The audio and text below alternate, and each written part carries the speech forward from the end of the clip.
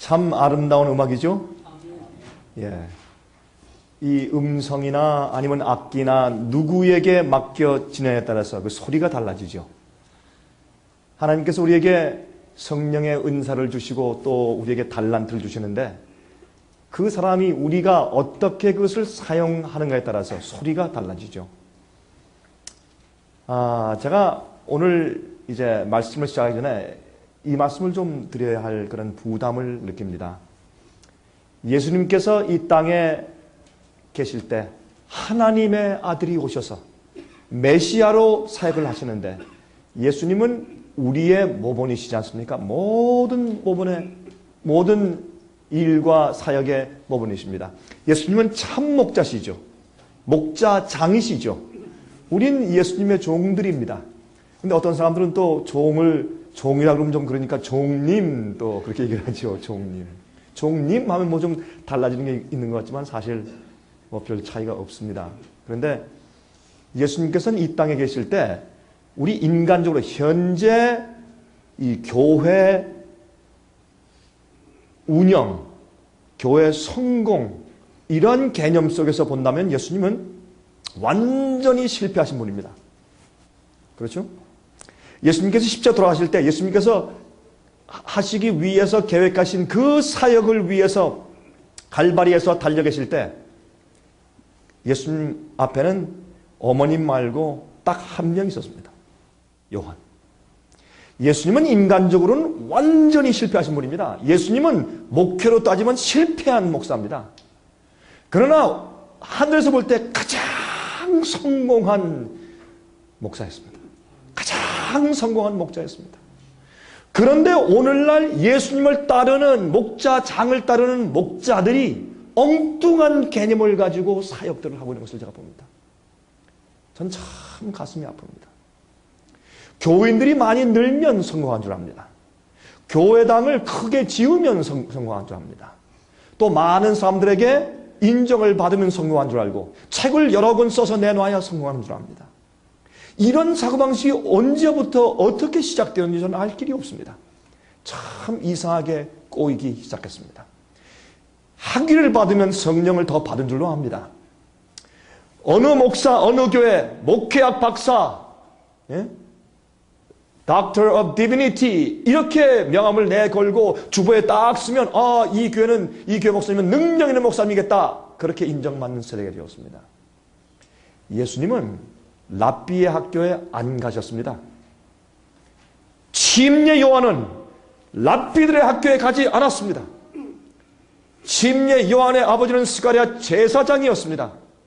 그러나 하나님께서 그 학교에 보내지 말라 그랬습니다. 왜? 순수성을 잃어버리기 때문에. 광야에 두셔서 하나님과 교통하고 성령의 충만한 말에서 나왔을 때 그는 그 시대에 필요한 그 시대의 기별이 무엇인지를 알고 전파했습니다.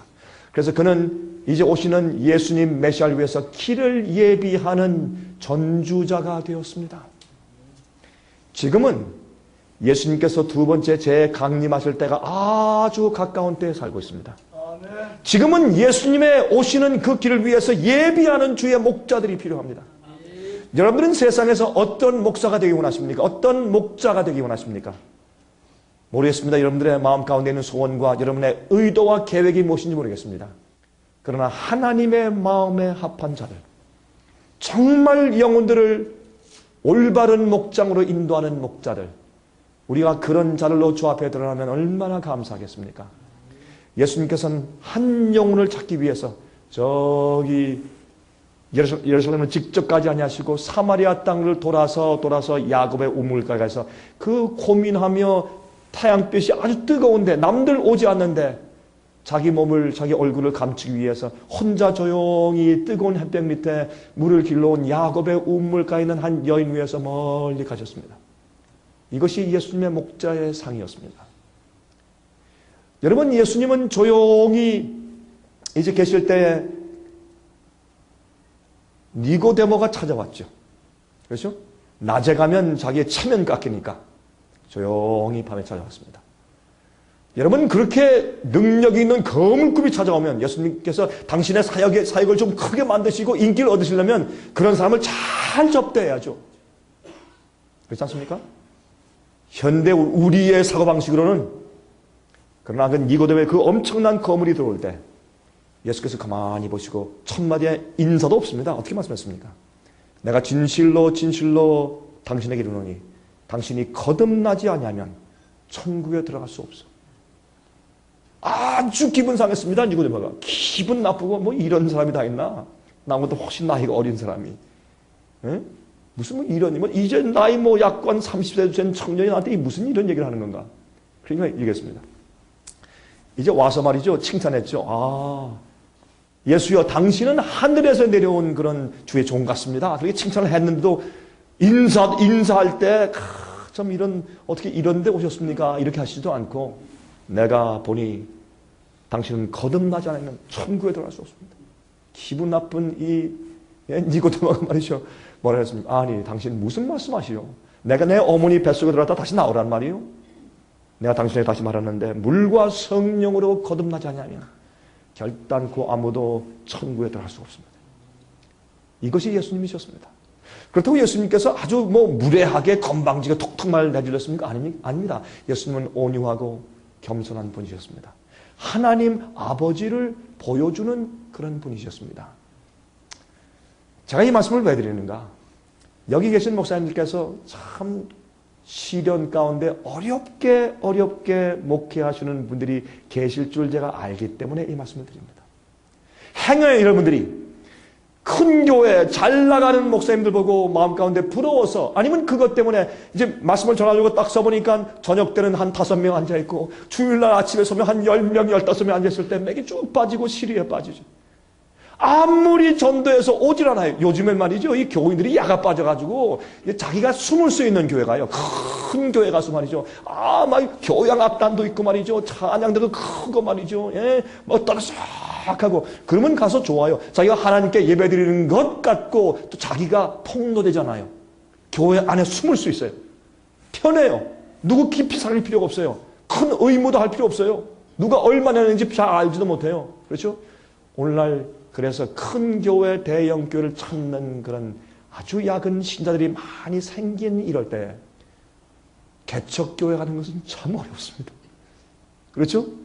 교회 시작하는 건 어렵고 또 교회 성장하기가 어렵습니다. 특별히 제가 지난 2시간 거쳐서 말씀드린 것은 진리 똑바르게 성경 말씀을 가르쳐서 영혼을 천국 가게 하기 위해서 진실되게 목회하면 영혼들 숫자를 늘리기가 어려운 시대에 살고 있는 것만큼은 틀림이 없습니다. 자, 그래서 이 말씀을 드리는 것입니다. 지금 현대 감각으로 해석할 때 예수님은 완전히 실패한 목사였습니다. 그러나 그는 구세해 주셨습니다. 우리의 모본이십니다. 예수님은 영혼을 위해서 일하셨지 자기를 위해서 일한 분이 아닙니다. 사람들의 숫자를 모으기 위해서 하신 것이 아니라 주의 종들을 교육시키는 하셨고 영생 얻을 수 있는 자격이 있는 백성들을 준비시키려고 일하셨습니다. 예수님의 목적과 계획은 전혀 다른 데 있었습니다. 그래서 가룟 유다가 예수님을 왜 팔았습니까? 여러분, 가룟 유다는 예수님을 도와주려고 팔았습니다. 어떻게 했습니까? 가만히 보니까 저 예수님이 빨리 메시아 왕국을 세워야 할 텐데, 가만히 보니까 예수님은 비즈니스를 모르세요. 그렇죠? 예수님은 참 순수하고 정말 메시아의 기별 전하시는데 가만히 가룟 유다 똑똑한 사람, 학식 있는 사람 가만히 보니까 예수님은 비즈니스적이 아니라 비즈니스를 모르셔. 저렇게 하다가 우린 고생만 하겠다. 예수님을 따르다가 고생만 하고 예수님께서 언제 내가 메시아다, 내가 왕이다, 내가 진짜 하나님의 아들이다라고 선포하실 것을 저 안 하실 것 같아. 저렇게 겸손하고 온유한 분이 내가 보니까 저 안 하실 것 같은데 내가 도와드려야 되겠다. 비즈니스적인 머리가 없는 분을 내가 좀 도와드려야지. 가만히 보니까 예수님께 능력이 있거든요. 죽은 자를 살리는 파워가 있고. 잘 됐다. 내가 예수님을 제사장들에게 팔아넘기자. 왜 팔아넘깁니까? 여러분 가만히 보세요. 요한복음 읽어보시면 거기에 팔아넘긴다. 아니 그때 무슨 예수님이 노예예요? 왜 어떻게 사람을 팔아넘겨요? 그건 정보 제공한 거죠. 은 30년으로 정보 제공한 거죠. 정보 적용이 무슨 정보 적용입니까? 여러분 성경에 이렇게 말씀드렸어요. 사람들이 항상 예수님 주위엔 군중들이 많이 있었으니까 사람들이 있는 곳에 가서 예수님을 잡으면 혹시 민요가 날까봐. 그렇죠? 사람들이 소문이 퍼져가지고 자기들 체면 깎이고 민중 폭동 생길까봐. 사람들이 보는 가운데 예수님을 잡을 수가 없어요. 그러니까 무슨 정보가 필요합니까? 예? 예수님이 언제 몇 시에 아무도 없는 조용한 곳에 혼자 있는가, 이 정보가 필요했습니다. 그때 가룟 유다가 그 정보를 판 것 아닙니까? 예? 그러므로 가룟 유다가 볼 때는 교회 성장학적인 안목으로 볼 땐 예수님은 완전 실패자고 저렇게 놔두면 큰일 나겠습니다. 그래서 인간적인 아이디어를 가지고 나는 앞으로 보십시오. 내가 이렇게 하는 것 같지만 사실은 예수님 나중에 그 사람들이 와서 예수를 잡으려고 할 때 이놈들이 한번 파워를 내시고 빛을 내시면 그들이 다 넘어지고 주님께서 내가 참고 참으니까 이거 안 되겠다. 그때 가서 주님께서 능력을 보이시고 사람들 깜짝 놀라게 하시고 메시아 왕국을 선포하시겠지 않느냐. 나중에 주님께서 볼 때 야 가룟 유다야, 사실 나는 좀 주저주저 했는데 너 때문에 일이 빨리 성사됐다. 고맙다. 너 우의정해라. 이렇게 하실 줄 알았습니다. 그게 가룟 유다의 계획이었습니다. 오늘날도 이 말씀을 드리면 여러분들 좀 기분이 좀 나쁘시겠네요. 목사님들. 그러나 한번 들어보십시오. 이런 데 오시나 이런 얘기 들으시 어디 가서 들으시겠습니까? 우리요 가룟 유다로 예수님 팔 수 있습니다. 목사하면서, 전도사하면서, 목사하면서, 교회를 운영하고 가르치고 설교하면서 우리가 예수님을 파는 것입니다. 인간적인 아이디어와 디자인과 계획으로 예수를 팔아넘기는 것입니다. 우리가 하나님보다 나은 줄 압니다. 성령의 은혜와 섭리보다 우리가 나은 줄 압니다. 그런 교회 성장학을 가르치는 것이 오늘날 많은 신학교들 아닙니까?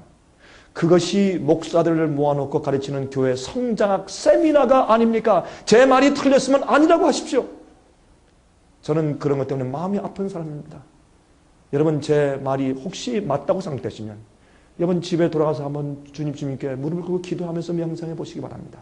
내가 지금 어떤 마음으로 주님을 섬기고 있고 어느 길로 가고 있는 목자인가 하는 것을 반성해 보실 것을 제가 여러분께 촉구합니다.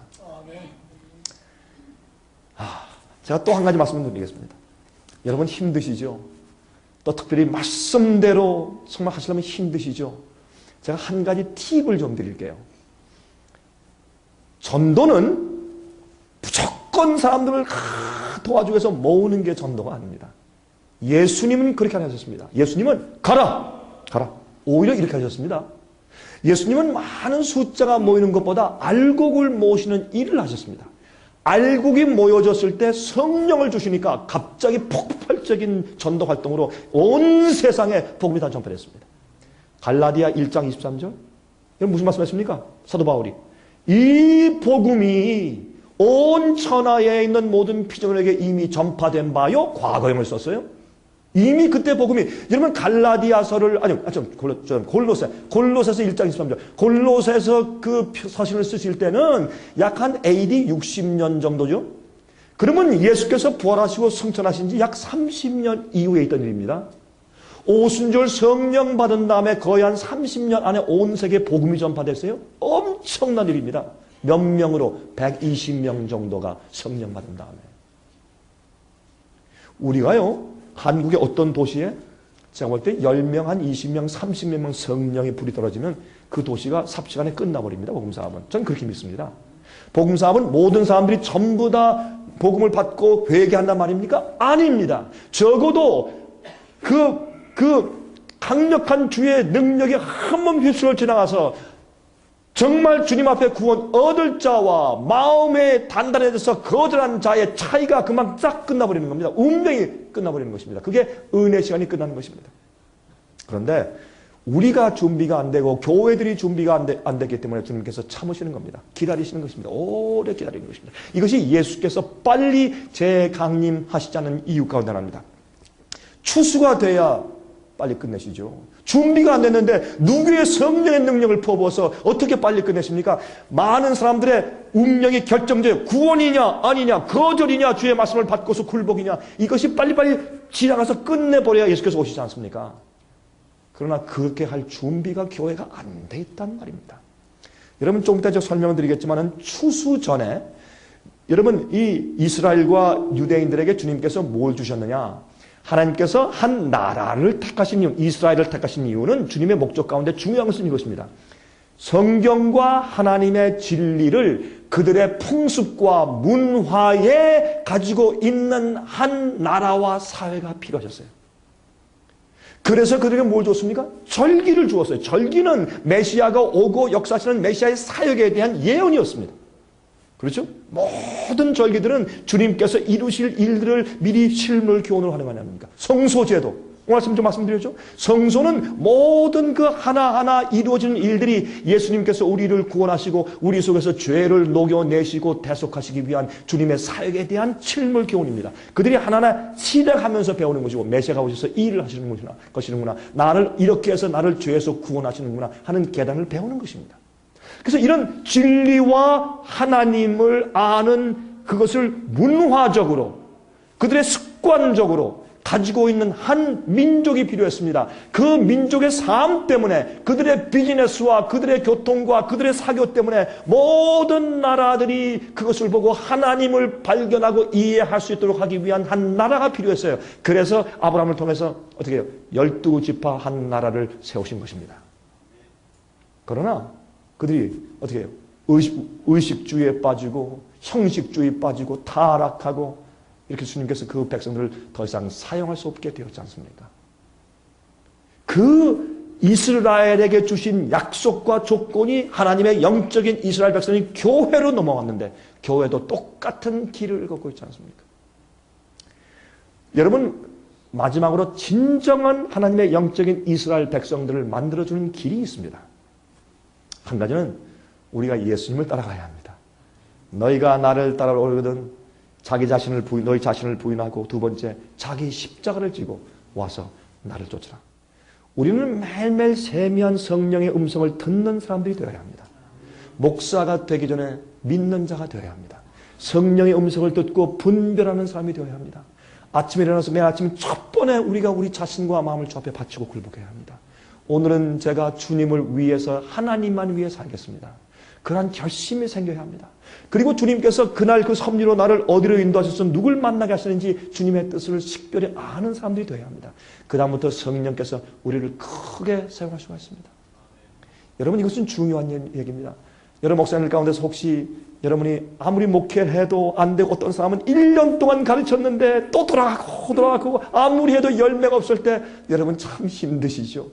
고통이 되고 참 어떤 때는 다 그냥 집어치우고 그만두고 싶으시죠. 그러나 주님의 부르심과 사명감이 있으니까 안 할 수는 없고 눈물로 어떨 때는 낙심해서 이렇게 좀 누워있을 때가 있을 것을 제가 압니다. 저도 그런 경험을 해보았기 때문에 여러분, 제가 목사로 지낸 지가 3년 됐네요. 젊을 때부터 주님을 알고 제가 부름받았다고 생각하고 산 때보다 한 33년 됐습니다. 저도 꽤 오래 경험을 꽤 오래 했습니다. 강산이 3번 변했으니까. 그렇죠? 제가 압니다.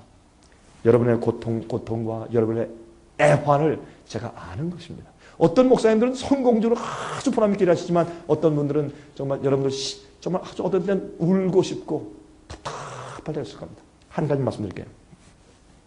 영혼 구원 사업은 전도는 첫 열매를 먼저 구하는 것입니다. 첫 열매가 준비되면 추수가 되는 것입니다.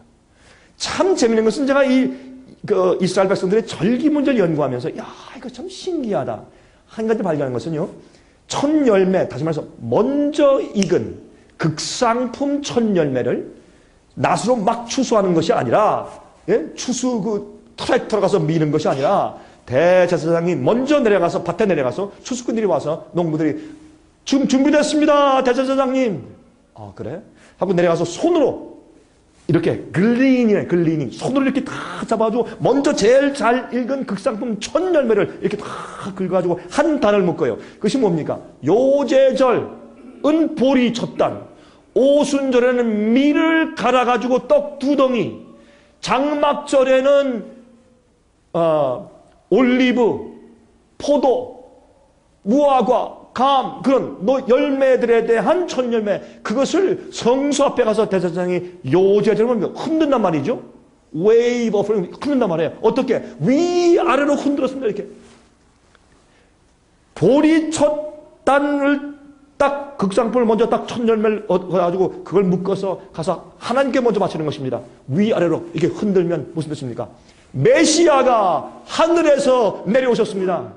그리고 다시 승천에 올라가실 것입니다. 내려오실 것입니다. 올라가실 것입니다. 이런 예언입니다. 요절은. 또 하나님의 축복이 하늘에서 내려오셨습니다. 우리가 감사를 드립니다. 요제입니다. 그 요제의 첫 열매는 예수님의 부활을 상징했죠. 6월절 제3일 되는 날 예수님께서 부활하셨죠. 그리고 요제는 예수님이 첫 열매입니다. 그러면 보면 말이죠. 요제절 때나 오순절 때나 장말절 때나 언제든지 그 추수할 때 추수가 준비되면 대제사장이 먼저 내려가서 첫 열매 극상품을 먼저 모아온 다음에 그것을 하나님께 바치고 나면 추수가 시작돼요. 첫 열매 바치면 추수가 시작돼요. 교회가 우리 목사들과 첫 열매들인 준비된 영혼들이 준비되면 합심해 기도할 때 성령이 떨어져요. 그러면 자연히 추수가 돼요. 여러분이 살고 있는 여러분 목회하신 그 구역에 주님께서 구원하실 만한 영혼은 다 불러들이세요.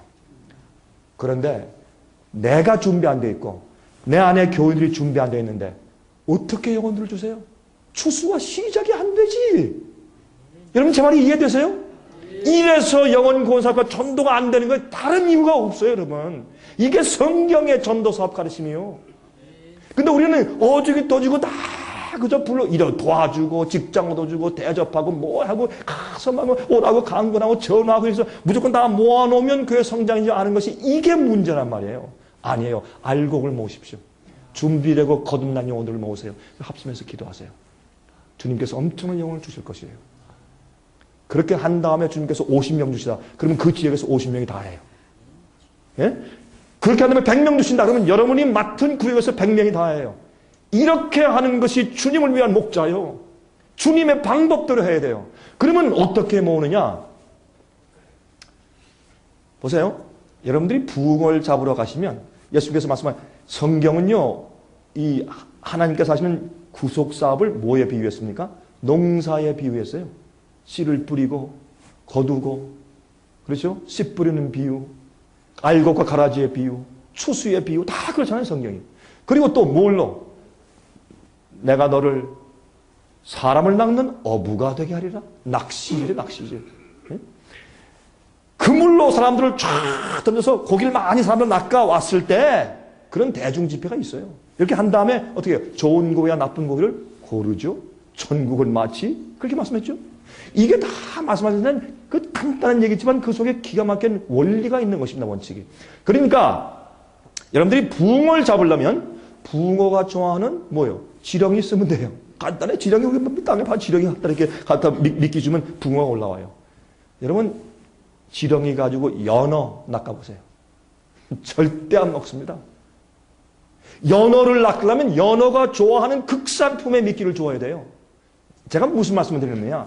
우리가 지금 낚으려고 하는 사람의 퀄리티, 그 질이 내가 어떤 사람을 지금 낚으려고 하느냐, 라는 그 미끼를 여러분이 어떻게 준비하느냐에 따라서 여러분의 교회 교인들이 결정지어지는 것입니다. 여러분들이 거듭나고 말씀과 의에 굶주린 사람들을 모으기 원하세요? 그럼 그런 미끼를 쓰세요. 거듭나고 영적으로 의를 사모하는 사람들을 원하시면 그런 사람들이 원하는 말씀을 전하고 그런 것을 써가지고 돌리고 그런 무슨 일을 다 하든지 하나님께 기도해서 지혜를 얻어서 그런 사람들이 알아들을 수 있는 방법의 말씀을 전하세요. 그러면 그런 영혼이 오는 것이에요. 그렇게 해서 먼저 그런 정말 같이 정말 역군이 되신 사람들이 한 10명만 모인다고 하십시다. 12명 모인다고 하십시다. 12제자처럼. 그럼 여러분과 함께 13명. 그 13명은 성령께서 역사하시는 폭발적인 폭탄이 되는 것입니다. 이렇게 하셔야 합니다. 예? 제가 여러분들에게 진짜 성경이 말하는 교회 성장법 강의하려면 또 한두 시간 가야 합니다. 여기서 끝내십시다. 우리가 예수님의 방법대로 해야 합니다. 그리고 먼저 첫 열매가 준비 안 됐기 때문에 예수님께서 못 오시는 겁니다. 추수사업이 끝나지 않는 것입니다. 예수께서 마태복음 24장 14절 말씀하기를 이 천국 복음이 모든 민족에 증거되기 위하여 온 세상에 전파되리니 그제야 끝이 온다고 말씀했습니다. 우리의 복음 전파하는 것과 어떠한 종류의 알곡이 먼저 오는 데 따라서 예수께서 오시고 올 수 없는 것이 결정지어지는 것이 바로 이 이슈입니다. 하나님께서 여러분의 목회에 크게 축복하시고 성령을 주시고 말씀을 펴면 성령께서 깨닫게 하시는 능력을 주셔서 여러분들이 정말 무엇을 가르칠지를 알고 어떤 정말 주님을 사모하는 진리를 찾고 있는 그들이 이미 성령을 다 알지 못해도 돼요. 진리를 찾고 하나님께서 진리를 찾게 하시는데 무슨 역할을 하세요? 제가 보니까요 뭐든지 잘 되고 성공하고 번영하고 부족한 점이 없는 사람들, 나 그런 사람들이 예수 잘 믿는 사람 한 명도 못 봤습니다. 지금까지. 여러분 보셨습니까? 저는 한 명도 못 봤습니다. 있다고 하면 다 보면 다 타협하고서 그저 그 모양이지. 정말 진실되게 거듭나고 믿는 사람들, 나 그런 사람 못 봤습니다. 하나님께서 우리를 구원하실 때 어떻게 구원하십니까? 고통, 질병, 외로움, 시련, 아픔, 그런 거 아닙니까? 그런 거 아니면 하나님께서 왜 우리가 인간을 살게 해주시되 죄의 결과를 경험하며 살게 하셨습니까? 왜 우리에게 시련과 고통을 주십니까? 그런 것들은 우리를 하나님께 인도하는 주님의 은혜가 아닙니까? 그러므로 우리의 사고방식이 바뀌어야 합니다. 바뀌어야 합니다. 자, 이제 시작하겠습니다. 오늘 제가 말씀드린 이 얘기는 미리 말씀드린 이유는 오늘 제 강의를 들으시면서 그것이 굉장히 중요한 이슈가 될 것이기 때문에 여러분께 먼저 말씀을 드린 것입니다. 오늘 저녁에 제가 예수님의 재림에 대해서 말씀드립니다. 근데 거기다 하나 더 붙이겠습니다. 예수님의 재림과 14만 4천. 근데 참 재밌는 것은 말이죠. 예수님의 재림과 재강림 설교하면 이단됩니다, 요새. 마귀가 말이죠. 옛날에 그 비밀 휴거를 믿는 사람들이 말이죠. 몇 월 며칠 날 예수님이 오신다. 그래가지고 막 흰 옷 입고 한번 한국에서 난리 했었죠. 막 저도 그때 들었어요. 라디오, TV에 나고 막 난리해서 막 예수님 오신다고 막 지파라 제키고 난리가 났었죠. 한국에. 그렇게 해가지고 온 사회에서 지탄하고 비웃는 그런 일이 한번 있은 다음부터 그 다음부터는 예수님의 재림 제자만 해도 이단돼요. 요 마귀는 말이죠. 그걸 알기 때문에 예수님의 재림을 많이 강조해야 되는 걸 알기 때문에 미리 선수를 딱 쳐가지고 이거 극단으로 딱 만들어 놨어요. 그래가지고 사람들이 겁이 나가지고 예수 재림 얘기를 못해. 교회에서. 함부로 얘기만 해요. 한 번은 이제 어떤 친구가 나왔어요. 아이씨, 강 목사 말도 마라. 나 예수님 재림 얘기하면 했다. 나 혼났어. 그렇게 됐다면 사회가. 또 14만 4천이요? 요 14만 4천 문제를 이용해가지고 돈 벌어 먹은, 이런 식으로 앞으로 표현해줘. 돈 벌어 잡수신 목사와 장로들이 많아요. 우리한테 와 14만 4천이다. 뭐 이래가지고 14만 4천 이상한 극단들 광신파들이 일어나가지고 14만 4천에 14만 얘기만 하면 또 광신돼요. 또 극단되고. 그러면 말도 못해. 이렇게 마귀가 만들어 놨어요. 여러분 보세요. 이 위조 지폐는요. 위조 지폐를 어떻게 알아보는 줄 아십니까? 은행원들에게 위조 지폐를 분별하는 법을 가르칠 때 위조 지폐를 안 보입니다. 진짜 지폐만, 순전한 지폐만 보여서 그것만 하나 세게 해요. 그러면 그렇게 하다가 위조 지폐 딱 보면 금방 아는 것입니다. 여러분, 우리가 오류를 알 필요 없어요. 진리만 알고 있으면 금방 분별이 가요. 14만 4천은 너무나 중요한 이슈인데 그래서 요한계시록 7장과 14장에 딱 박아놓으셨는데 이 중요한 얘기를 교회에서 가르치거나 알려고 하지 않는 입장에 있는 것은 참 슬픈 일입니다. 이 14만 4천 문제는 예수님의 재림과 직결되어 있는 문제입니다. 이들이 여러분 성경은 14만 4천은 첫 열매라 그랬어요. 자, 그 사실 보고 첫 열매가 무슨 뜻이야 하고 성경 전체를 제가 뒤졌어요. 첫 열매가 무슨 말인가? 성경 구약과 신약을 몽땅 뒤졌어요. 첫 열매 사상을 알기 위해서. 제가 알고 나니까 깜짝 놀랐어요. 야, 이게 아니네. 자, 그 말씀을 오늘 좀 드리려고 합니다. 예수님의 재림과 14만 4천과의 관계가 무엇이냐? 그 말씀을 좀 드리려고 합니다. 예수님의 오심이, 재강림하심이 지체되고 있는 중요한 이유에 대해서 설명을 드린단 말입니다. 자, 이제 속해 가십니다. 요한계시록 1장 7절에 볼지어다 구름을 타고 오시리라. 각인의 눈이 그를 보겠고 그를 찌른 자들도 볼 터이요 땅에 있는 모든 족속이 그를 인하여 애곡하리니 그러하리라. 아멘. 여러분, 여기 보니까 예수께서 구름을 타고 오시는데 각인의 눈이, 모든 사람들의 눈이 예수를 볼 것이라고 말씀했습니다. 그러면 여기 있는 말씀을 보니까 분명히 몰래 어떤 사람 미리 들려 올림을 당하고 그런 것이 아닌 것을 알 수 있죠. 근데 여기 보면 찌른 자도 볼 것이요, 예수님을 죽인 자도 볼 것이요. 예수님께서 어떻게 말씀하십니까? 여기 보면 아직 안 나오네요. 여러분 보시면 예수님께서 그 가야바 법정에서 이제 희롱당하고 재판받으실 때 그때 어떻게 했습니까? 너희들은 이 인자가 영광의 구름을 타고 천만 천사와 함께 오는 것을 너희가 볼 것이라. 여기 보세요. 그를 찌른 자들도 볼 터예요. 그래서 이 죽은 자들을 부활시킬 때 첫 번째 예수께서 오실 때 의인들만 부활시키고 주 안에서 잠자는 자들을 부활시키나 혹 어떤 사람들은 예수님께서 재강림하시는 것을 처음부터 보고 그들이 찌르고 핍박하고 죽인 예수가 과연 누구인지를 보게 하기 위해서 먼저 부활시키는 악인들도 조금 있는 것을 우리가 알 수 있습니다. 이것을 우리가 다니엘서 12장 어제도 말씀드릴 때 조금 우리가 살펴보았습니다. 그러므로 요한계시록 20장 22절 여러분 목사님들 솔직히 이 성경 구절을 가지고 설교하신 적이 몇 번 되십니까? 예? 여러분의 설교와 강의 가운데서 교회에서. 그러니까 사람들 안 듣는 데서 우리끼리 여기에서 이거 한번 크게 한번 읽어보십시다. 어떤 때 교회에서 이런 얘기하면 조금 우리가 말을 들을지 모르니까. 제가 괜히 하는 얘기죠. 자, 요한계시록 22장 20절. 자, 목사님 저와 함께 한번 크게 한번 읽어보십시다. 시작. 이것들을 증거하신 이가 가라사대 내가 진실로 속히 오리라 하시거늘 아멘 주 예수여 오시옵소서. 여러분 정말 아멘 하십니까? 저는 온 마음을 다해서 화답합니다. 여러분 아멘 주 예수여 오시옵소서 얼마나 좋은지 몰라요. 예수님 오시는 게 저는 얼마나 좋은지 몰라요. 저는 이 세상에 오래 살고 싶지 않습니다. 여러분 목회에서 성공하고 교회들이 막 모여들고 목사님 잘하십니다 칭찬받고 여러분 조금 영광을 받기 시작하죠. 그러면 예수님 속히 오시는 게 싫어요. 정말 틀렸습니까? 예수님 속히 오시기 싫어요. 조금 더 있다. 주님 나 이 요새 그렇게 안 되다 요새 조금 되는데 조금만 더 있다 오십시오. 이렇게 돼요. 사람 마음이. 영어인 말이죠. Hands in the cookie jar. 그런 말이 있어요. 한 말이. 그 뭐냐면 어머니가 너 이 과자 먹지 마. 근데 이 아이가 말이죠. 저기 이제 찬장에 올려있는 그 과자. 이제 의자를 놓고서 올라가지고 그 병을 딱 뚜껑 열고서 이렇게 손을 갖다 과자 그 병에 조금씩 집어넣고 있을 때는 절대 엄마가 오는 것이 싫어요. 엄마 오면 안 돼요. 제발 엄마 아빠가 안 들어왔으면 좋겠어요. 우리가요 사람의 욕심과 죄악 가운데 빠져서 내가 과자병 속에 내 손이 들어가실 때는 엄마 아빠가 싫어요. 왜 예수님의 속히 오심이 싫은가? 딱 하나밖에 없어요. 내가 주님의 뜻대로 살지 않기 때문에 그래요. 죄 가운데 있기 때문에 그래요. 목자들이 하나님의 뜻대로 목회하고 영혼들을 구원하지 않고 있으면 우리가 죄를 짓는 것이기 때문에. 그래서 여러분 성소 제도 보면 이 재물을 가져갈 때 어떻게 합니까? 제사장이 범죄했을 때는 숫송아지를 가져가라. 제일 비싼 거. 그것은 뭐가 같습니까? 이스라엘 백성 전체가 범죄했을 때 숫송아지를 가져가야 돼요. 그런데 제사장 한 명이 죄를 범하면 온 이스라엘 백성이 다 함께 죄를 범한 것처럼 똑같이 숫송아지를 가져가야 돼요.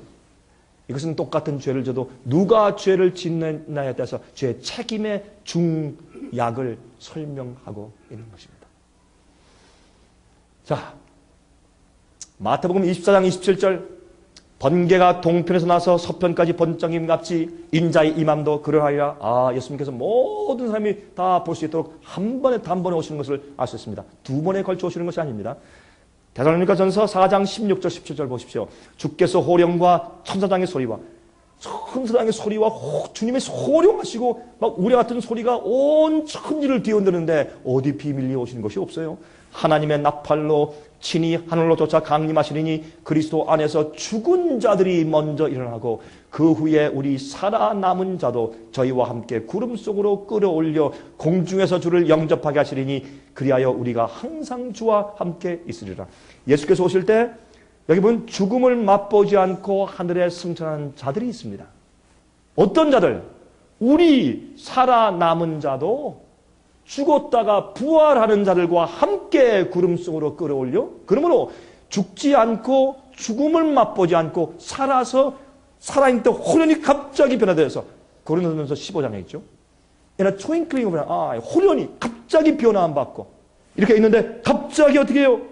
죽은 깨가 없어지고 주름이 없어지고 젊음이 오고 썩을 몸이 없어지고 새로운 활력 있는 영혼의 살 그런 놀라운 몸이 탁 생기면 여기 계신 사모님들 참 좋으시죠? 그 얘기 들으니까.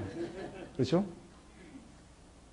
우리 여자분들뿐 아니라 우리가 얼마나 놀라겠습니까? 갑자기 새 몸이 생기면, 그리고 우리가 공중에 부양에서 둥둥 떠올라 승천하는 겁니다. 이런 일이 한꺼번에 일어난다는 말입니다. 예수님께서 오실 때.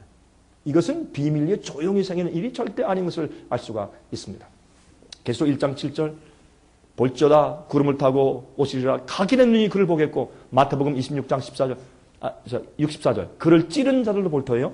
아까 말씀드린 마태복음 26장 64절에 예수께서 가라사대 내가 말하였느니라 그러나 내가 너에게 이르노니 이후에 인자가 권능의 우편에 앉는 것과 하늘 구름을 타고 오는 것을 너희가 보리라. 예수를 심판한 자들에게 그들도 찌른 자들도 볼 것이라고 성경을 예언한 것을 알 수 있습니다. 디도서 2장 13절에 말했습니다. 복스러운 소망과 blessed hope, 복스러운 소망과, 이처럼 우리에게 복스러운 소망이 없어요. 예수께서 오셔서 우리의 행한 일대로 보상해 주시고 우리를 데리고 영원한 집으로 가시는 것. 우리 집은 여러분들이 어디로 오셨습니까? 여러분의 그곳이 집이 아니죠. 우리 집은 영원한 본향 아닙니까? 그 집으로 데려가시는 복스러운 소망과 우리의 크신,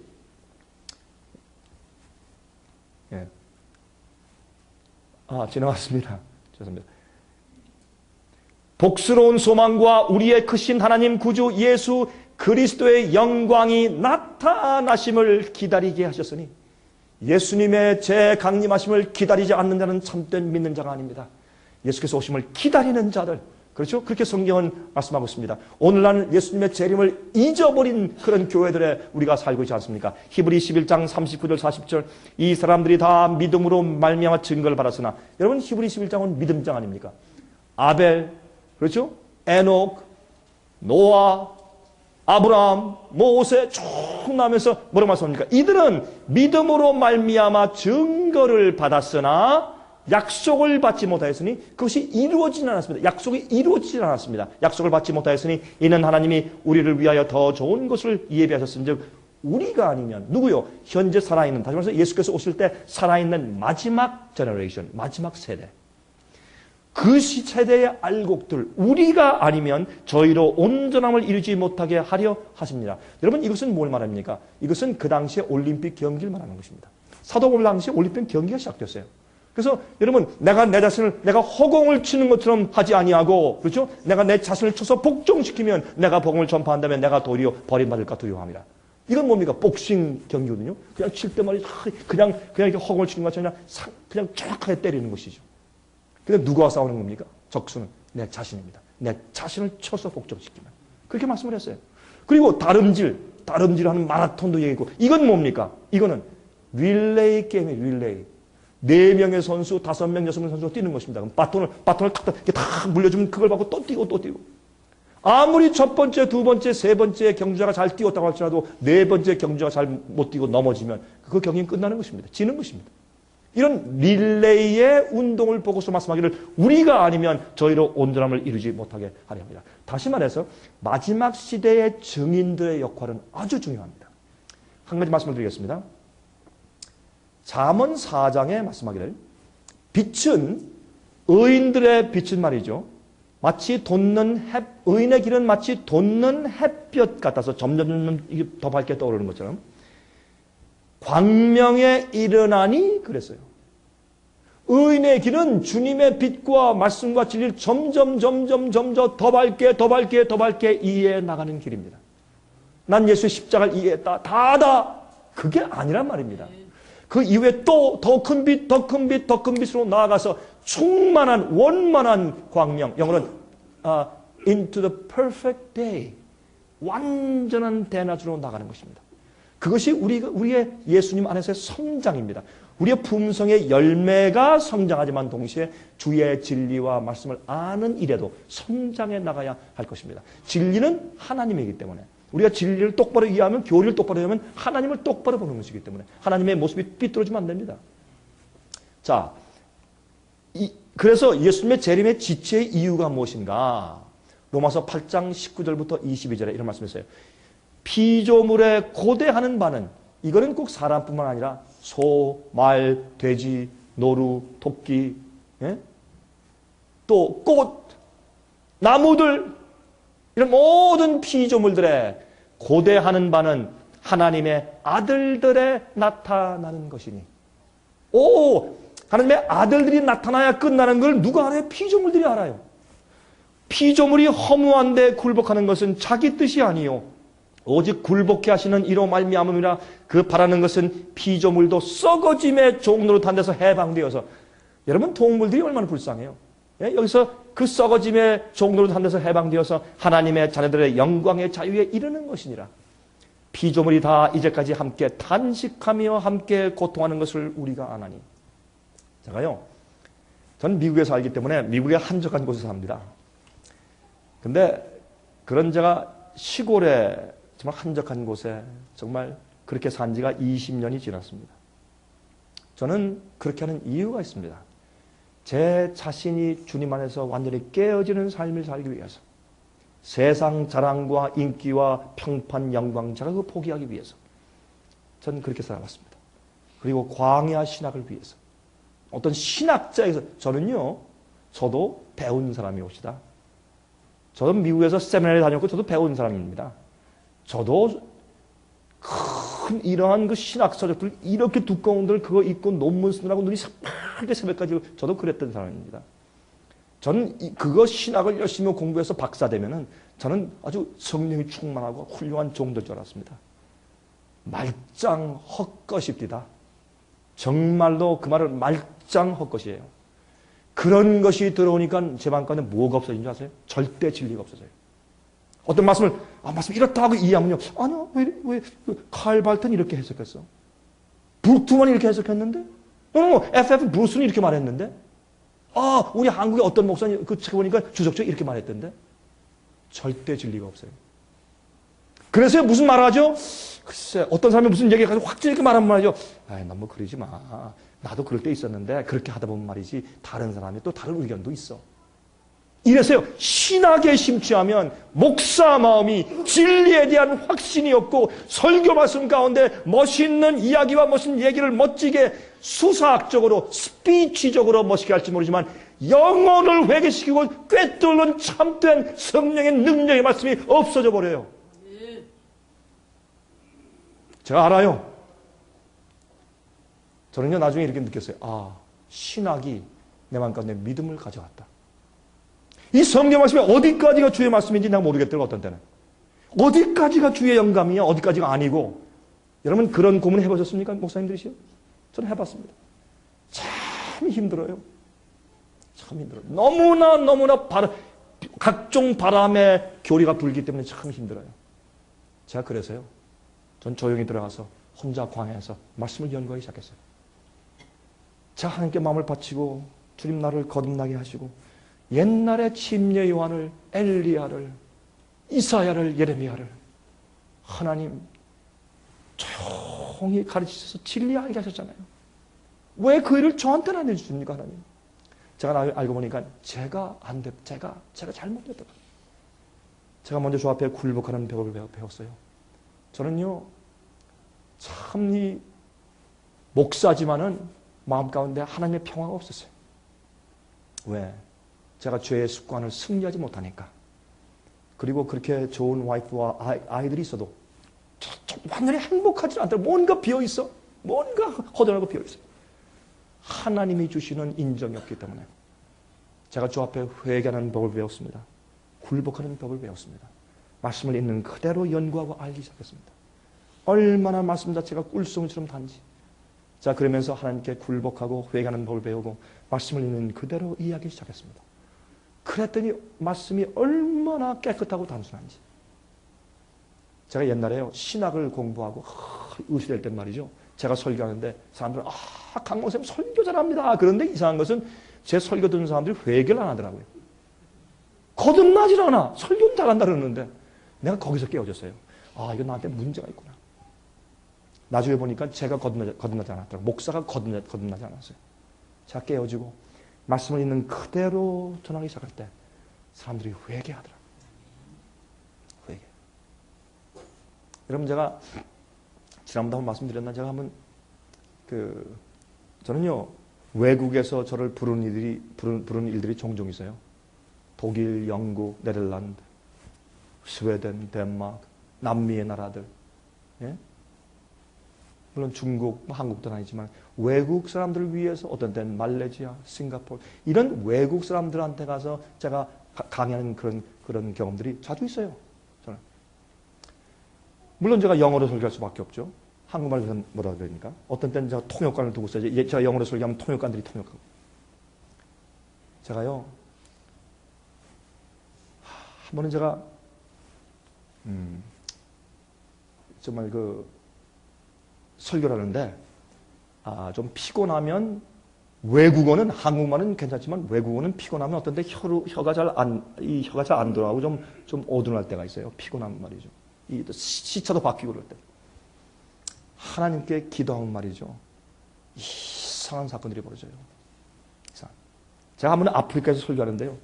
한 1,500명, 1,600명 모였는데 하나님께 기도할 때 능력이 임하는데 아프리카는요 한 그 큰 강당에 한 1,500, 600명 막 꽉 모였으니까 깜깜해요. 아프리카니까. 그리고 이제 얘기할 때요 사람들이 웃잖아요. 웃으면 그분들이 이빨이 하얗잖아요. 그러니까 얼굴이 하얗다 까맸다 이렇게 웃으면. 그런데요 하나님께 기도해서 능력이 임하잖아요. 그게 방언의 역사입니다. 혀가 풀리고 몸이 편히 무슨 말씀이 튀어나오는데 폭포수 같아요. 제가 설교하면서 야 내가 영어 참 잘한다 그렇게 느껴져요. 다른 주님의 능력에 의해서 제가 말하고 있는 사람이 제가 느껴요.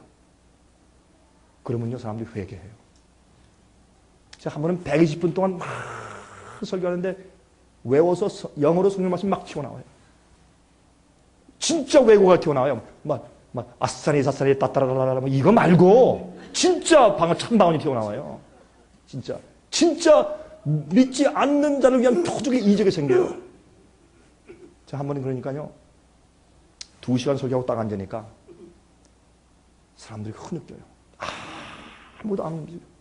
여기서 흐느끼고 저기서 느끼고 사람들이 다 회개 역사를 하는데 전 구경했어요. 좀 이상하다. 또 이런 일이 다 있냐? 하나님께서 역사하신 모양이다. 전 구경했어요. 왜? 제가 한 게 아니니까. 한 번은 독일에 갔어요. 제가 통역을 하는데 독일 목사님이 저를 지금 독일말로 통역을 하고 있는데 통역하다가 목이 메서 더 이상 통역을 못해요. 주저앉아서 막 울어요. 교인들이 다 울어요. 다 회개 역사가 일어나. 사람이 하는 게 아니죠. 예? 신학을 알고 하니까 안 되더라고 제가 주 앞에 굴복하고 말씀을 가지고 붙들고 씨름하다가 그 말씀 그대로 얘기하니까 기도하고 주님 내가 이 말씀을 주 앞에 드립니다. 말씀 통해서 영혼들을 구원해 주세요. 제게 영혼에 대한 사랑을 주십시오. 저는 제가 강의하거나 설교하기 전에 꼭 제가 주 앞에 기도할 때 2가지가 안 빠져요. 주님, 저는 죄인입니다. 저한테는 아무런 힘이 없습니다. 사람을 설복하고 그 사람을 회개시키고 구원하는 것은 사람의 일이 아니니까. 저 해봤어요. 별 수단, 별 프로그램 다 해가지고 해봤지만 말짱 없거더라고요. 멋있는 예와 꾸미고 서론 어떻게 할까, 결론 어떻게 할까 말짱 없습니다. 저도 설교학 책 많이 읽었습니다. 예? 저도 멋있는 설교 해보려고요. 소용이 없더라고요. 성령이 함께 하시는 몇 마디가 사람들을 회개시키는 걸 제가 깨닫게 되었어요. 여러분 그렇게 하면서 제가 말씀을 전할 때 회개하고 거듭나고 주 앞에 굴복하고 생애가 변화되고 세상을 버리고 하는 그런 일들과 기적들 제가 보기 시작하면서 이건 사람의 일이 아니구나. 사람의 일이 아니구나. 제 세계가 달라졌어요, 여러분. 여러분 지금 누굴 기다리느냐? 하나님의 아들들이 나타나는 것, 첫 열매가 나타나는 것을 피조물들이 기다리고 있어요. 이 사람들이 안 나타나 정말 거듭나고 주 앞에 주님께 속해버린 자들이 새로운 피조물들이 안 생기니까 예수님께서 기다리는 수밖에 없어요. 첫 열매가 안 생기니 추수할 수가 없죠. 여러분들 전도할 때 얼마나 힘드세요? 성령이 함께 하시면 달라져요. 그런데 성령이 충만히 우리한테 왜 안 임하시는 줄 아세요? 여러분 우리 성령 날 기도하잖아요. 왜 성령이 안 임하시는가? 우리가 교만해서요. 성령을 줄 수가 없어요. 그러니까 어떨 때 마귀가 딱 거짓 영을 줘버리죠. 그러면 그 사람은 성령을 받았다고 하지만 그런 사람 가만히 보세요. 되게 교만해. 거드름 떨고 말이에요. 목에 힘 딱 주고 말이에요. 전 봤어요. 그리고 뒤에서 호박씨 까고 그래요. 성령 받고 어떤 데는 신유의 은사로 병 고치는 목사가 뒤에서 호박씨 깔아요. 제가 봤어요. 그게 성령입니까? 예? 거룩하게 성령은 Holy Spirit, 거룩하게 하시는 영이에요. 어디 그런 게 성령이에요? 이게 생각이 잘못되어 있어요. 예? 그러므로 이 알곡이 뭐냐? 자 보세요. 제가 하면은요, 저희 있는 동네에 가면 제가 이렇게 이제 그런 시골에 살다 보니까 거긴 동물들이 많아요. 저희 집 주위에는 말이죠. 어떤 때냐면 딱딱 제가 이 말씀을 공부했으면 대낮에 딱 소리 이 모자 나가보면 딱따구리가요. 그 나무에서 딱 소리가 굉장히 커요. 여러분 딱따구리 보셨어요? 보신 적 없으시죠? 전 많이 봤어요. 그런데 참 좀 보면서 이상한 건 말이죠. 그 조그만 그 머리가 요만해요. 그 부리가 길거든요. 근데 이 머리를 갖다가 그냥 그 나무에 계속 헤딩을 하는데도 돌질 않아. 참 이상해. 하나님께서 창조하실 때 그 능력으로 이렇게 만드시는데 딱따구리는 맨날 헤딩을 하는데 입으로 조그마한 구멍을 딱 내고서 거기서 이 벌레를 파먹어요. 그냥 나무 좋고 자기 좋고. 하나님의 창조는 이런 거거든요. 그리고 이제 새벽에 일어나서 어떤 데 보면요. 안개가 싹 껴있으면요. 노루 사슴이 싹 다녀요. 제가 뭐 사는 것이 전원생활 좋은 다는 거죠. 아니요. 우리는 오두막집에 살아요. 그렇지만 기뻐요. 주님께서 함께 하십니까? 근데 한 번은 제가 다니면서 지금까지 차 타고 다니면서 우리 집 주위에서 사슴을 한 3번 차로 박았어요. 밤에 말이죠. 이 컵을 틀 때 말이죠. 이 헤드라이트를 틀면 이 사슴들이 이렇게 있다가 정신이 좀 약간 좀 이상해요. 이 헤드라이트 보면 헤드라이트로 달려들어 버려. 노루들이. 밤에. 그래서 사고가 나는 거예요. 이렇게 보면 얼른 도망가야 되는데 안 그래요. 햇발 밝은 빛을 보면 갑자기 혼돈을 해가지고 그냥 그 사슴과 노루가 차로 달려들어 버려요. 그냥 할 수 없이 들이받아 버려요. 근데 어떤 건 송아지만 하기 때문에 받으면 차가 망가지고 그들은 도망가 버려요. 얼마나 그 육중한지. 근데 제가 한 번은 가다가 갑을 싹 도는데 나타나는데 뭐 1초 사이니까 브레이크 정지할 수 없어요. 그냥 들이받았는데 이 사슴이 붕 떠져서 쓰러졌어요. 제가 제 딸하고 이렇게 여러 해 전에 운전하고 있었는데 얼른 세우고서 앞에 나가보니까 우리 차 앞에 앞에 그 밤바가 이만큼 푹 들어갔어요. 그러나 저 보니까 저기 아직까지 이 노루가 쓰러져가지고 숨을 이렇게 쉬고 배가 올라갔다 내려갔다 하고 있더라고요. 참 제 마음이 아팠어요. 우리 딸아이가 막 달려가더니 거의 무릎을 탁 꿇더니 뭐라 하냐면 그 사슴 그 노루죠 노루한테 막 쓰다니면서 I'm so sorry. 미안하다. 우리 집 아이들은 거기서 다 태어난 아이들이니까 그 애들은 한국말도 영어를 다 잘하니까 we're so sorry. We didn't mean that. 우리 의도적으로 그런 거 아니야. We're so sorry. I'm sorry. 이렇게 하더라고요. 제가 그 모습을 가만히 보면서 그렇다. 이 피조물들이 그저 여러분 미국에 이게 길을 다니면요 맞아 치어서 죽은 사슴, 노루, 그다음에 파슴 같은 것들, 그다음에 무슨 다람쥐도 있고 토끼도 막 출비해요. 그래서 보면서 그래 참 안 됐다. 이 사람들이 우리 편하자고 살인 무기를 만들어 가지고 동물들 막 치고 다니고 말이죠. 그게 얼마나 고통해. 이 고통하는데 뭐를 자동차 없이 우리가 날아다녀야죠. 원래 창조할 때 날아다녀야죠. 타락을 해가지고 그렇게 해가지고 맨날 피조물들 고생시키고 말이죠. 예? 그 다음에 어떻게 해요? 개발한다고 막 개발해가지고 나무 다 잘라버리고 말이죠. 꽃 다 없애버리고. 이러니 피조물이 얼마나 고통 가운데 소리 지르겠어요. 누구 때문에? 하나님의 아들들이 나타날 것을 기다리기 때문에. 자 보세요. 이게 무슨 뜻인가 조금 더 가서 봅시다. 이제 로마서 8장 1절부터 4절 보세요. 그러므로 이제 그리스도 예수 안에 있는 자에게는 결코 정죄함이 없나니 이는 그리스도 예수 안에 있는 생명의 성령의 법이 죄와 사망의 법에서 너를 해방하였습니다. 여러분 제가 이렇게 강의하는 이것은 지금 다 녹화가 되고 있기 때문에 이것을 DVD로 만들어서 여러분들이 원하시는 분들은 나가면서 다 체크하고 나가세요. 다 보내드릴게. 제가 이번에 강의한 3가지를 제가 DVD로 다 보내드릴 테니 걱정하시지 말고 여러분들이 나 좀 놓쳤다, 필기 못했다 걱정하지 마세요. 다 보내드릴 테니까요. 그런데 여기 보시면 왜 예수님에서 정죄함이 없냐면 성령께서 죄와 사망의 법에서 우리를 해방해버렸어요. 더 이상 종이 아니요 죄.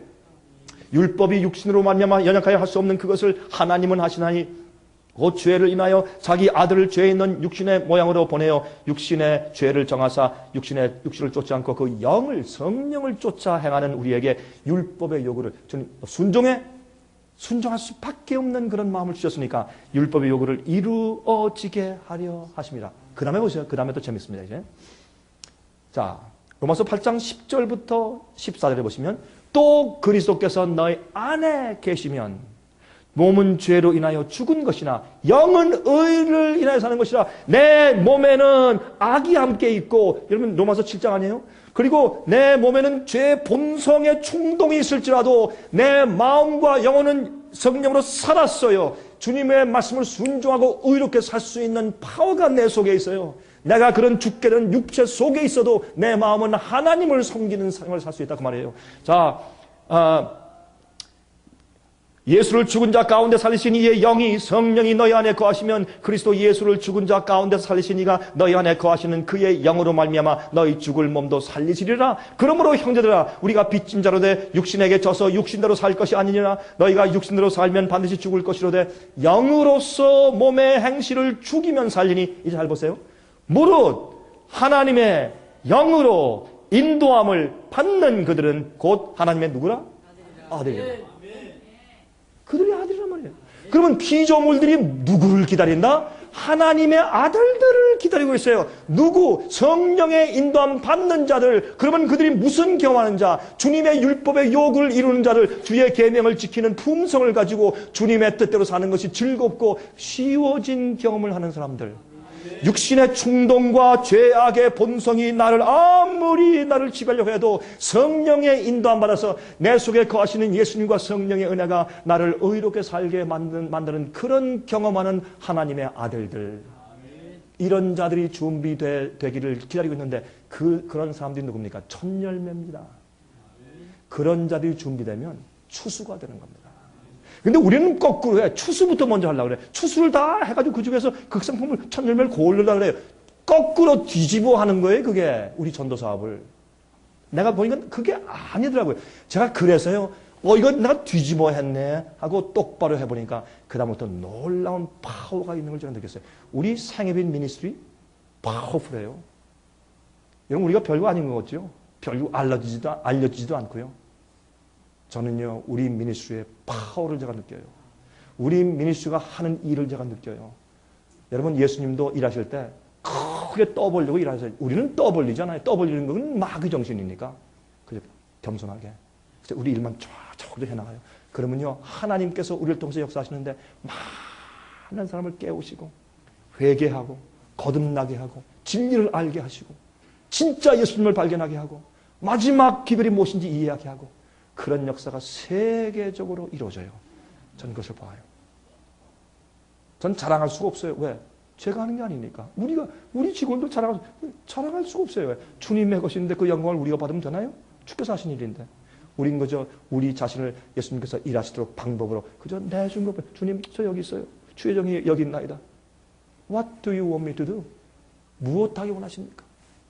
그런 건 다 안 돼. 이 말이 얼마나 중요한지 여러분 우리 뼈에 사무치게 알아야 우리가 마지막 추수꾼들이 되는 것이에요.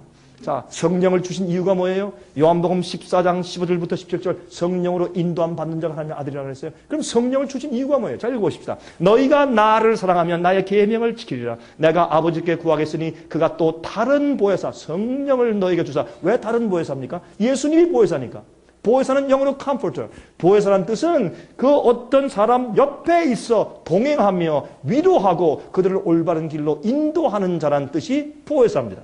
예수님이 그 역할을 하셨는데 이제 떠나가시니까 다른 보혜사 성령을 주신단 말입니다. 다른 보혜사를 너에게 주사 영원토록 너희와 함께 있게 하시리니 저는 진리의 영이라. 많은 사람들은 성령을 받으면 와, 성령이 오셨네. 그것도 성령이 오셨는데 그것도 참 그냥 점잖게 참 방정맞게요. 성령이 오셨는데 제가 볼 때 아이고 성령께는 이상한 영이 오겠다. 이런 방정맞게 찬송을 부르는데 어떻게 성령이네. 성령은 거룩하신 영이고 점잖은 영인데 참 이상한 시대에 살고 있어요. 예? 보세요. 저는 진리의 영이라. 성령을 왜 주세요? 우리를 모든 진리로 인도하시기 위해서 예수님의 모든 가르침을 이해하고 하나님을 똑바로 보고 진리에 의해서 거룩하게 성화시키기 위해서 보내는 분이 성령이세요.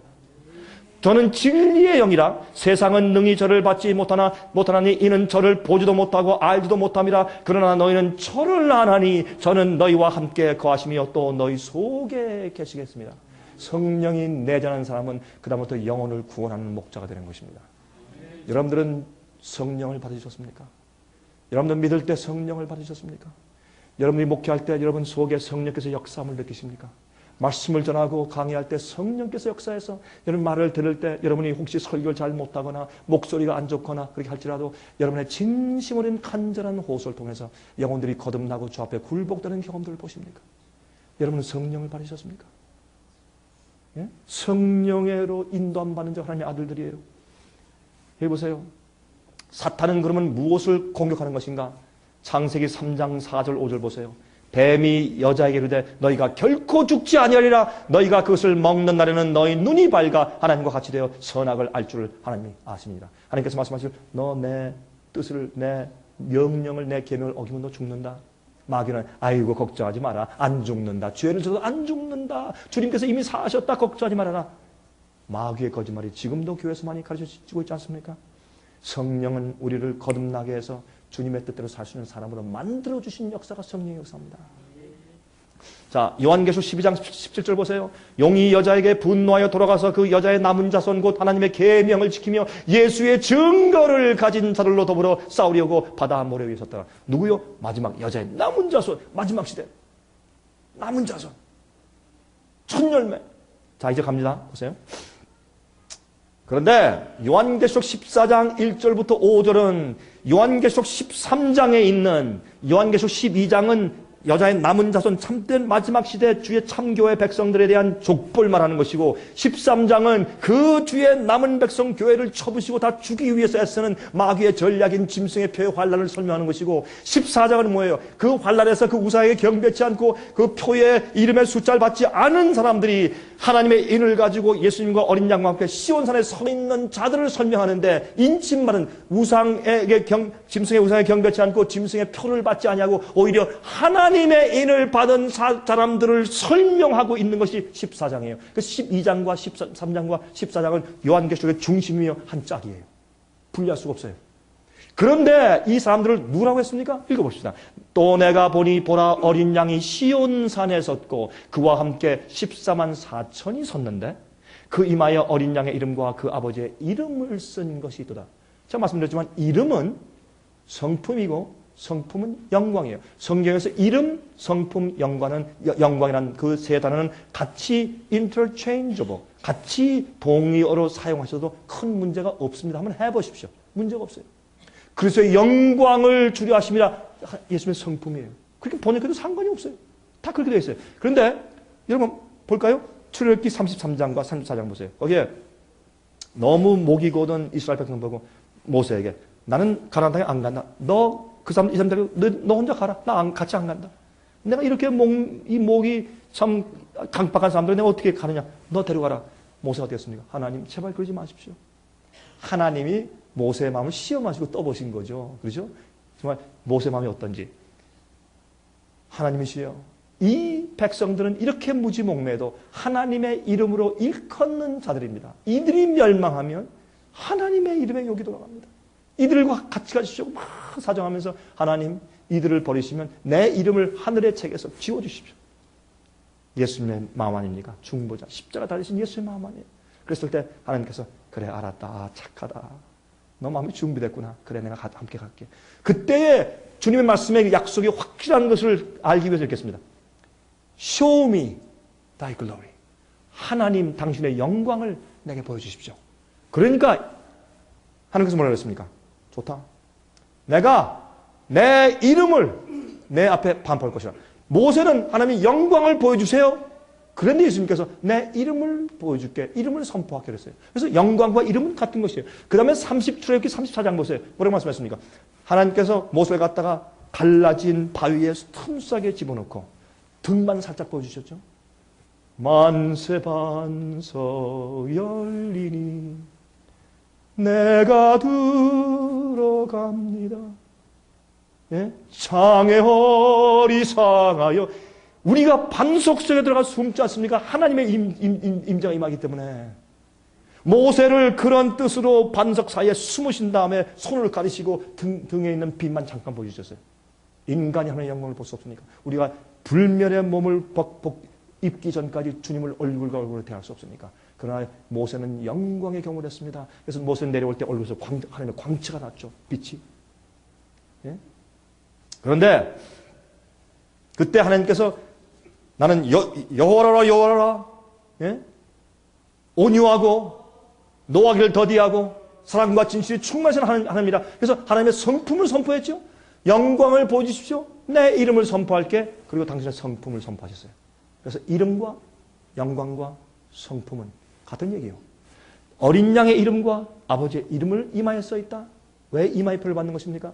우리 두뇌를 옆에서 볼 때 세 개로 자르면 이 뒷골은 우리의 감정과 입맛을 또 성욕을 주장하는 그 기관이고, 중간머리는 우리의 모든 우리의 기억력을 가지고 있는 기억장치 칩들이고, 앞이마는 우리의 성품, 의지, 우리의 개성 이런 것을 가지고 있는 곳이기 때문에 우리의 주님, 우리가 어떤 무엇을 담고 우리의 믿음과 신념이 무엇인가를 담고 있는 앞이마에 인을 치는 것이죠. 그렇죠? 자, 그러므로 같은 것이에요. 내가 하늘에서 나는 소리를 들으니 많은 물소리도 같고 큰 대성도 같은데 내게 들리는 소리는 검은 곳 타는 자들의 그 검은 곳 타는 것 같더라. 14만 4천이 소리가 찬송을 부르는데 물소리 같대요. 제가요 나이아가라 폭포를 제가 처음 구경했을 때, 오래전에 처음 구경했을 때 제가 몇 번 갔었는데, 처음에 갈 때 한 2km 정도서부터 이제 운전해서 가는데 사람 소리를, 사람들 군중들 소리가 와대시 그런 사람들 많이 모이는 소리가 들려요. 그래서 여기 무슨 장터가 섰나, 무슨 이거 운동 경기나 와 하는 소리 들리더라고, 사람 소리가. 그래서 참 이상하다고 점점 가까이 가면 갈수록 더 커지는데 나중에 보니까 사람들이 없는데 보니까 그 물소리예요. 여러분 그 나이아가라 폭포 옆에 가서 딱 보시면요, 그 물에 내가 빨려 들어가는 것 같아요. 얼마나 많은 영이 그냥 퍼부 소리에서 막 소리를 내는데 굉장해요. 여러분 저기 저 아프리카의 잠비아하고 남아프리카 그 중간에 가면 빅토리아 폭포가 있어요. 거기 가면 말이죠, 리빙스톤 상이 있어요. 리빙스톤 그 선교사가 그걸 처음 발견했다고 해서 상이 딱 서 있어요. 근데 거기도 멀리서 이렇게 가니까 멀리서부터 소리가 나요. 와 하는 사람들 군중 소리가 나요. 가서 보니까 폭포 떨어지는 소리인데, 빅토리아 폭포는 이 낙폭이 제일 높죠. 이 세계에서 제일 폭포 떨어지는 낙폭이 제일 높은 것이 빅토리아 폭포예요. 거기 옆에 가면 말이죠, 계속 비가 와. 우산을 쓴다든지 아니면 이 우비옷을 입어야 돼요. 왜? 떨어질 때 그 밑에는 계곡의 바위에 그냥 물이 쏟아지니까 계속 수증기가 올라가지고 거기서 무지개가 항상 떠 있고 항상 비가 와요. 물소리. 야, 굉장해요. 막 수만 명이 떠드는 것 같아요. 와, 자, 그래서 그때 이해했어요. 아, 많은 물소리였다. 14만 4천이 찬송을 부르는데 많은 물소리처럼 들렸어요. 계시 가운데. 저희가 보좌와 내 생물과 장로들 앞에서 새 노래를 부르니 땅에서 구속함을 얻은 14만 4천 밖에는 능히 이 노래를 배울 자가 없더라. 왜 새 노래입니까? 아무도 이 노래를 배울 자들이 없어요. 왜 그렇습니까? 이것은 경험의 노래이기 때문에, 체험의 노래니까 이것은 남들이 배울 수가 없어요. 여러분 열처녀의 비유 가운데서 보면, 여러분 슬기로운 처녀들에게, 미련한 처녀들이 그 기름 좀 구워달라, 그거 줄 수가 없어요. 왜요? 그것은 체험의 얘기이기 때문에. 그 기름을 빌려줘서 성령은 나눠줄 수가 없어요. 체험이기 때문에. 그렇죠? 열처녀의 비유 가운데서 14만 4천인 밖에는 알 수 없는 그런 노래의 체험이 있어요. 왜요? 개국 이래로 없던 큰 환란을 통과한 경험이 있는데, 그러한 마귀의 마지막 핍박과 환란에도 그들이 굴복하지 아니하고 승리하고 이기는 자들, 하나님만 위에서 따라가고, 그것을 설명하기를 보세요. 어떤 사람들인가? 이 사람들은 여자로 더불어 더럽히지 아니하고 정절이 있는 자라. 아, 그러면 결혼 안 하는 사람이게? 아닙니다. 이 사람들은 음료로 말미암아 더럽히지 않고 바벨론의 취하는 포도를 안 마셨단 말이에요. 예? 말씀과 진리를 똑바로 깨끗하게 이해한 순수한 사람들, 그러므로 말씀대로 영적인 경험도 순수한 사람들. 그래서 여자로 더불어 더럽히지 아니하고 정절인 자라. 여러분 정절이 있다는 말은 무슨 말입니까? 이거는 영어로 virgin, 처녀란 말이에요. 여러분 우리 알다시피 옛날에 우리 한국의 처녀들은 그 가슴에 은장도를 품고 다녔죠. 그죠? 외적이 오거나 강도가 와서 겁탈하려면 어떻게 합니까? 자기가 자기를 찔러 죽여요. 내 몸은 순결하게 지키다가 내 장래 남편을 위해서 드릴 몸입니다. 나는 당신은 내 몸을 더럽힐 수 없습니다. 그래서 칼을 품고 다녔어요. 이게 처녀예요. 요즘엔 한국의 처녀가 죄송합니다. 한국의 처녀 찾기가 좀 쉽지 않을 것 같아요. 요새는. 그렇죠? 미국에 가면요. 이 젊은 아이들을 해요. Virgin? Where's the virgin? 젊은 여자아이들이래요. 저한테. 미국엔 처녀 없어요. 그래 아주 말을 해요. 그래서 한국도 그런 거예요. 그러나 우린 처녀가 뭔지 알죠. 순결한 자들. 어린 양이 어디로 인도하든지 따라가는 자며 하늘에 가서뿐만 아니라 이 땅에서 예수님이 어디로 인도하는지 따라가는 자들이었어요. 여러분들이시요. 진리대로 살고 알고 애 기별 전하면서 똑바로 하려고 똑바로 목회하려고 하면 외로워요. 힘들어요. 그러나 무엇이 있습니까? 하나님께서 내가 너를 안다. 내가 너를 인정한다는 그 은혜가 있으면 여러분 참 행복하고 기뻐요. 즐거워요. 그런 즐거움. 여러분이 시려고 낙심해서 다 힘이 없을 때 얘기해 보세요. 무슨 가마가 있나? 내가 죽어도 배고파도 인기가 없어도 내가 하나님의 일을 하고 주님이 나를 내 마음을 아신다는 즐거운 기쁨이 있으면 여러분 그때 여러분에게 생의 파워가 있는 것이에요. 그게 능력이에요. 그게 능력이에요. 예수님이 그런 능력이 있었어요. 예수님 그런 능력이 있었어요. 어린 양이 어디로 인도하든지 따라가는 자며 사람 가운데서 구속을 받아 처음 익은 열매로 하나님과 어린 양에게 속한 자들이니 사람 가운데서 구속을 받았다 무슨 말이에요? 살아있는 사람 가운데 그들은 승천에 올라왔단 말이에요. 죽음 맛보지 않고 사람에게 구속을 받아 언제 예수께서 오실 때 처음 익은 열매로 첫 열매예요. 이게 중요한 얘기예요. 처음 익은 열매로 하나님과 어린 양에게 속한 자들이니 이 첫 열매가 준비돼야 추수사 복음이 끝나죠. 세상에서. 이거 예수님 오실 거 아닙니까? 이걸 우리가 잘못하고 있더라고요. 제가 보니까 이것 때문에 예수님이 속히 오시지 못하는 것을 제가 깨닫게 되었단 말이에요. 이것을 가르치는 것이 유대인들의 절기 문제고 농사 문제고 첫 열매 문제였어요. 첫 열매는 절기 때문이죠. 요제절 첫 열매. 예수님은 첫 열매입니다. 예수님이 부활하신 것 때문에 이후에 앞으로 많은 의인들이 부활할 거 아닙니까? 예수님 전에도 부활한 자들이 있어요. 모세도 부활했고, 엘리사가 부활한 자들도 있고, 나사로도 부활됐고. 그러면 예수님의 첫 열매요? 예수님보다 먼저 부활한 사람도 있는데 예수님은 그 열매 부활한 것은 모든 예수를 믿는 자들이 죽었다가 부활할 것에 대한 상징이기 때문에 첫 열매예요. 그렇죠? 그러면 오순절의 첫 열매는 뭐예요? 오순절에는 미리 익었을 때 그걸 빻아가지고 떡을 만들어서 2덩이를 바쳤어요. 왜요? 유대교의 남은 자들과 이방인들이 합쳐져서 사도교회, 초대교회를 만들었어요. 그래서 2떡덩이를 첫 열매를 들었어요. 그렇게 준비되었을 때 여러분 첫 열매가 여러분 처음에 어디 모였습니까? 다락방에. 다락방에 몇 명? 약 120명. 왜 구태여 120이란 12란 숫자를 넣었을까요? 영적인 12지파 이스라엘 백성을 구성해 하시는 하나님의 의도를 설명한 것이에요. 약 120명이 성령을 받으니까 큰 투사가 시작됐죠. 여러분 그 다락방 위에 성령 받은 첫 열매가 있었어요. 마지막 시대 추수 사업 때 첫 열매가 준비되면 추수가 돼요. 그 당시에 씨 뿌리는 일이었죠. 그 당시에는 그걸 우리가 성경에서 이른비라고 불러요. 씨를 뿌리고 발화시킬 때 이른비가 필요해요. 그러나 그 마지막 열매가 딱 익고서 추수하기 전에 늦은 비가 와야 돼요. 그렇죠? 얼마나 분명한 가르침을 주셨는데 우리가 다른데 자꾸 신경을 쓰냐 말이에요. 처음 익은 열매로 하나님과 어린 양에 속한 자들이니 그 입에 거짓말이 없고 흠이 없는 자들이다. 이 영어 성경에는 그 입에 guile, 괴유함이 없고 그렇게 했는데 우리는 번역하기를 거짓말이 없고 그렇게 번역을 했어요. 근데 이건 guile이에요, guile. 헬라말로 doulos. 그게 무슨 뜻인가? 한번 보도록 하십시다. 이 14만 4천은 흠이 없는 자들이고 거짓말이 없어, 이 입술에. 그게 무슨인가? 우리가요, 남을 속이고 사기치고 거짓 증거하고 헐뜯고 고소하고 하는 것은 그건 뭐냐면 우리 마음에 있는 생각과 동기가 말로 표현된 것이죠. 그렇죠? 여러분, 제가 이걸 말하는 것은 이제 라합이, 기생 라합이 여리고성에서 말이죠. 여기 이스라엘 백성들 왔지, 스파이 왔지, 어디서 올 때 절로 갔어야 하고 숨겨주는 거 그런 걸 말하는 게 아니에요. 의도적으로 남을 해치기 위한 악한 의도와 계획들을 말하는 것이요. 이건 거짓 증거하는 것이죠. 남을 해치는 것이죠. 이런 거짓, 가일, 괴율이 그들의 입술에 없어요. 입술에 없는 것은 그들 생각과 마음과 동기에 없는 순결해진 사람들이에요. 성품이.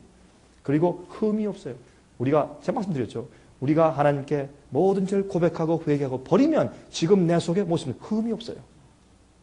그리고 지금 당장 주님 나는 죄에 끌려다녀 보니까 죄는 나로 하여금 남을 헐트하고 남을 상처를 주고 아프게 만들고 죄는 참 나쁘옵니다. 하나님. 나 이제 죄 싫습니다. 나 정말 회개합니다. 그리고 내가 죄에게 맨날 끌려다니니까 화평과 즐거움이 없고 구원의 즐거움이 없었습니다. 하나님 내가 회개합니다. 내 죄를 씻으시고 가져가십시오. 나 이거 싫습니다. 이제. 지금은 앞으로 이런 죄된 생활 다시는 안 합니다. 나 믿고 싶습니다, 이제. 이렇게 할 때, 우리 마음 가운데 지금 그 순간에 흠이 없고 점이 없는 것입니다. 점이 없는 것은 no wrinkles. 주름이 없습니다. 빨래할 때, 때를 빨래비누로 씻어서 깨끗하게 만든 다음에 주름이 있는 것을 펴야 돼요. 그래서 점과 흠이 없다. 죄의 스팟이 없고 주름이 없다. 그렇게 성경은 표현했단 말이에요. 이건 빨래하는 얘기예요. 그렇게 표현했다고 말입니다. 자, 요한계시록 14장 5절 보세요. 영어 성경은 in their mouth was found no guile. 괴율이 없다. For they are without fault before the throne of God. before the throne of God이란 말이 한국말 성경에 딱 빠졌어요. 참 섭섭해. 그거 왜 뺐어요? 그거를 번역할 때? 그거 딱 넣어야지. 영어 성경에 있는데 이게 뭐냐? 흠이 없다. 누구 앞에? 목사 앞에, 장로 앞에, 누구 앞에? 부인 앞에, 남편 앞에. 하나님의 보좌 앞에서 흠이 없는 자들. 우리 죄를요 부인한테 숨길 수 있어요? 그러니까 사람들이 바람을 피지. 부인한테 숨길 수 있고 깜짝 속일 수 있어요. 부인이 남편 속일 수 있어요? 부모가 아이들한테, 아이들이 부모한테 속일 수 있어요? 목사, 장로 앞에 딱 속일 수 있어요? 한 번 말이죠. 교회 장로님이 술이 먹고 싶어서 이제 그 술집에 탁 가려고 하다 보니까 저쪽에 목사님 차가 싹 오더래요. 얼른 피해가지고 이제 전화 박스에, 그 옛날 얘기가 전화, 지금은 한국에 공중전화 없죠. 전화 박스에 탁 들어가지고 목사님 차가 지나가니까 목사님 안녕하세요. 전화 한 척 하면서 이랬대요. 목사님이 장로님하고 이제 이렇게 손을 들고 지나갔어요. 이 장로님이 들어가서 얼른 집에 갔어요. 술을 안 마셨어요. 죄를 안 졌어요. 그런데 왜 죄를 안 졌어요? 자기 체면 때문에 목사님 앞에서 무서워서 죄를 안 졌어요. 장로 잘릴까봐. 그거 말고 하나님의 꿰뚫는 붓골 같은 그런 눈앞에 설 때 양심에 가책이 없어요. 왜? 내 죄는 다 회개하고 버렸어. 주님 나 죄인입니다. 그러나 주님 내 마음 아시지 않습니까? 나 죄 회개했습니다. 주님 나를 인정해 주십시오. 그리고 난 다시 그런 생활을 살고 싶지 않습니다. 주님 나 아시지 않습니까? 하나님의 보호자 앞에서 흠이 없다 그랬어요. 이 사람 누굽니까? 14만 4천. 천 열매. 이들이 준비되고 인침받으면 뭐가 와요? 세상의 복음사업이 끝이 오고 추수가 오는 것이에요. 이거를 뒤바꿔서 지금 하고 있는 게 교회 성장학이에요. 그러니 교인들은 느는데 교인들 숫자가 넘쳐난다고 할 수 있는데 이 한국엔 거의 30%가 기독교인이에요. 거의 세 사람 가운데 한 명 정도가 캐톨릭 교회와 개신교 다 포함해서 거의 한 명 정도가 그리스도인인데 이 세상은 어때요? 한국이 지금 어떻습니까? 저는 한국에 올 때마다 깜짝 놀라요. 한국의 타락상 때문에. 젊은 아이들 타락상 때문에. 부모들이 경건하게 사는데 그 아이들이 어떻게 그래요? 그럴 수가 없지. 3명 가운데 1명이 그리스도인이라면 그럴 수가 없죠. 이게 뭔가 잘못된 거예요. 거꾸로 살고 있는 거꾸로. 주님의 뜻이 아니에요. 이걸 여러분이 깊이 이해하시면 여러분 생애와 목회가 달라질 거예요. 혁명이 일어나요. 그러면 성령이 임하고 여러분에게 열매가 생기는 것이에요. 자, 괴율은 영어로 guile이라고 하고 한라말로 dollos. 그건 뭔지 아십니까? fish hook이에요. 낚시 바늘. 14만 4천의 마음 가운데 낚시 바늘이 없다. 그렇게 해석해도 돼요. 직역으로 해석하면. 요 꼬부라진 게 없어요. 꼬부라진 게 있으면 어떻게 사람들 안녕하세요. 인사 잘하는데 왜 해요? 그 사람이 나를 좋아하게 하기 위해서. 아첨에 칭찬하고 하나님이시여 이 장로님 사업에 10배나 복을 주시옵소서. 왜? 그 장로가 자기를 좋아하게 하기 위해서. 저는요. 사업사를 이렇습니다. 목사님 오셔서 기도해 주십시오 할 때 대부분 제가 안 갑니다. 그런 줄 아세요? 제가 어떻게 가만히 보면 이 사람은 사업 잘 되면 망해요. 영적으로. 근데 가서 왜 제가 하나님 복을 더 주고 천만금 만만금을 얻게 해주십시오. 그런 기도 왜 해? 그건 부정직한 목자죠. 저는 죄송합니다. 저 바빠서 좀 양해해 주십시오. 저 안 가요. 어떤 때는. 많은 경우에 안 가요. 그리고 어떤 사람 보면 그 주님의 뜻에 맞지 않는 물건 막 팔아. 저 알아요. 딱 보면 저거 장로가 할 비즈니스 아닌데 해요. 저거 왜 가서 축복 기도를 해야 돼? 이건 거짓 목자죠. 이렇게 살기가 어려운 시대입니다. 그러나 주님의 마음에 합한 목자는 그렇게 해야 합니다. 그래서 우리가 지나갈 때 남한테 이렇게 남이 오면 탁 걸려요. 상처를 탁 걸렸으면 가시가 우리 안에 있으면 이건 천열매가 아니에요. 이게 없어져야 돼요. 이게 없어져요. 네? 낚싯바늘이에요. 입에 거짓이 없다는 그 뜻은 그 마음에 낚싯바늘이 없다. 그렇게 해석해도 돼요. 직역을 해도. 베드로전서 2장 21절 22절 보세요. 이를 위하여 너희가 부르심을 입었으니 그리스도도 너희를 위하여 고난을 받으사 너에게 모본을 끼쳐 그 자취를 따라오게 하려 하셨느니라. 저는 죄를 범치 아니하고 그 입에 괴사도 없으시며 이게 가이드예요. 괴울이 없으면 낚시바늘이 없었다. 예수님께는 마음 가운데 그런 게 없어서 예수님은. 그래서 예수님은 하나님의 아들이에요. 우리도 하나님의 아들이 되면 성령으로 인도하는 받는 자들 되면 우리 속에 그런 낚싯바늘이 없어야 돼요. 요시 봐, 너 오늘 아무리 나 쳤지. 보자. 어느 집사. 내가 당신 이렇게 했는데 당신 요새 11조 안 드리지. 이런 거. 이거 없어야 돼요. 누가 욕하면 어떤 목사가 앞으로 좀 기회 있으면 보자. 복수하는 정신. 이거 다 낚싯바늘이에요. 이거 없어야 성령이 임해요. 14만 4천이 그렇다고 설명하고 있어요. 이렇게 중요한 걸 왜 안 가르치죠? 14만 4천 같은 자들이 준비돼야 추수되고 예수님 오신다는 걸 왜 우리가 안 가르치냐 말이에요. 14만 4천을 너무 광신과 이상한 사람들이 다 지나가고 나니까 이제 14만 4천 14만 하다가 그러면 못해요. 왜? 광신 될까봐. 또 그렇게 극단 소리 들을까봐. 저는요, 말씀드렸죠. 세상, 영화, 자랑, 평판, 인기, 지위, 돈, 몽땅 버렸어요. 저는 다 버리고 나니까 속이 편해가지고 전 할 말 다 합니다.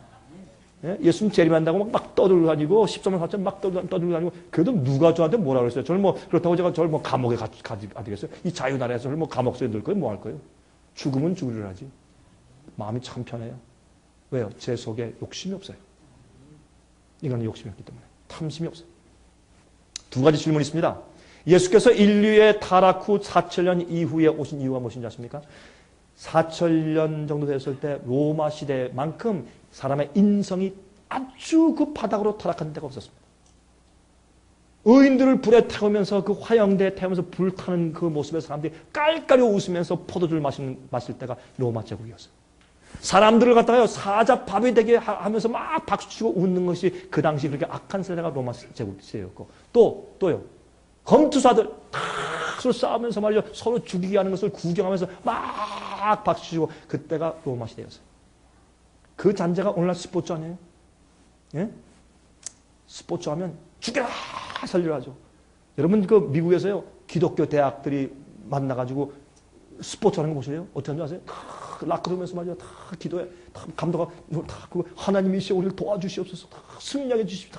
예수님의 이름으로 하지만 그 마귀 이름으로 기도하는 거죠. 다 예수 이름으로 루스벨의 이름으로 기도합니다. 그럼 차라리 낫겠네. 이해하겠네. 예수 이름으로 기도합니다. 승리해 주십시오. 그래서 기도 딱 하고 나갈 때 어떻게 해요? 죽여라 하고 나가죠. 막 뛰어나가죠.